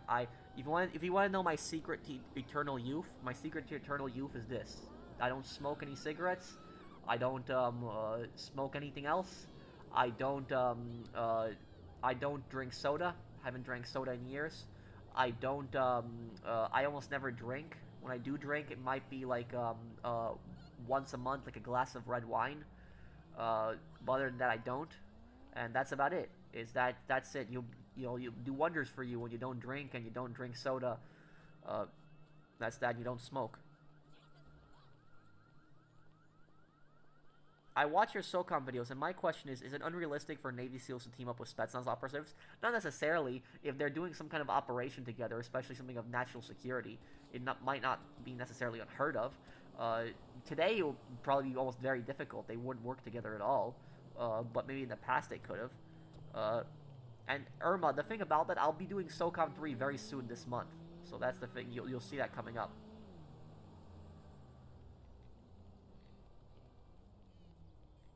Let me guess. You're the singer in an electronic. It will SR though. What the fuck? Am I vegan? No.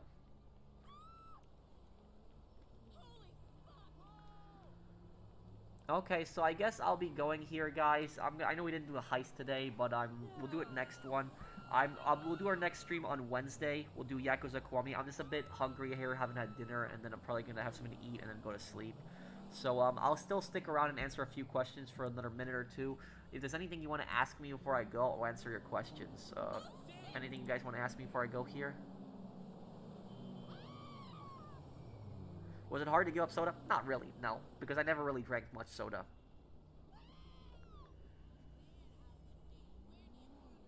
The one thing I could never give up is I can't give up fast food. I can't. I always liked fast food. So I said if I had to give up soda or fast food, I'll give up soda or fast food.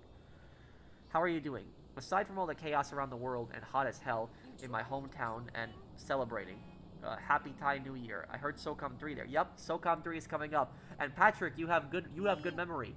Because I remember you watched my SOCOM 1 playthrough 4 years ago, or 5 years ago, when I did a playthrough of SOCOM 1 5 years ago. Remember, you were there on that playthrough, and I told you that we're gonna do the other SOCOM games eventually. I told you that there's one part in Poland, because I remember in SOCOM 1 there was a terrorist group you fought in Thailand, and I remember you came into like the videos and you were translating a lot of what they were saying in that.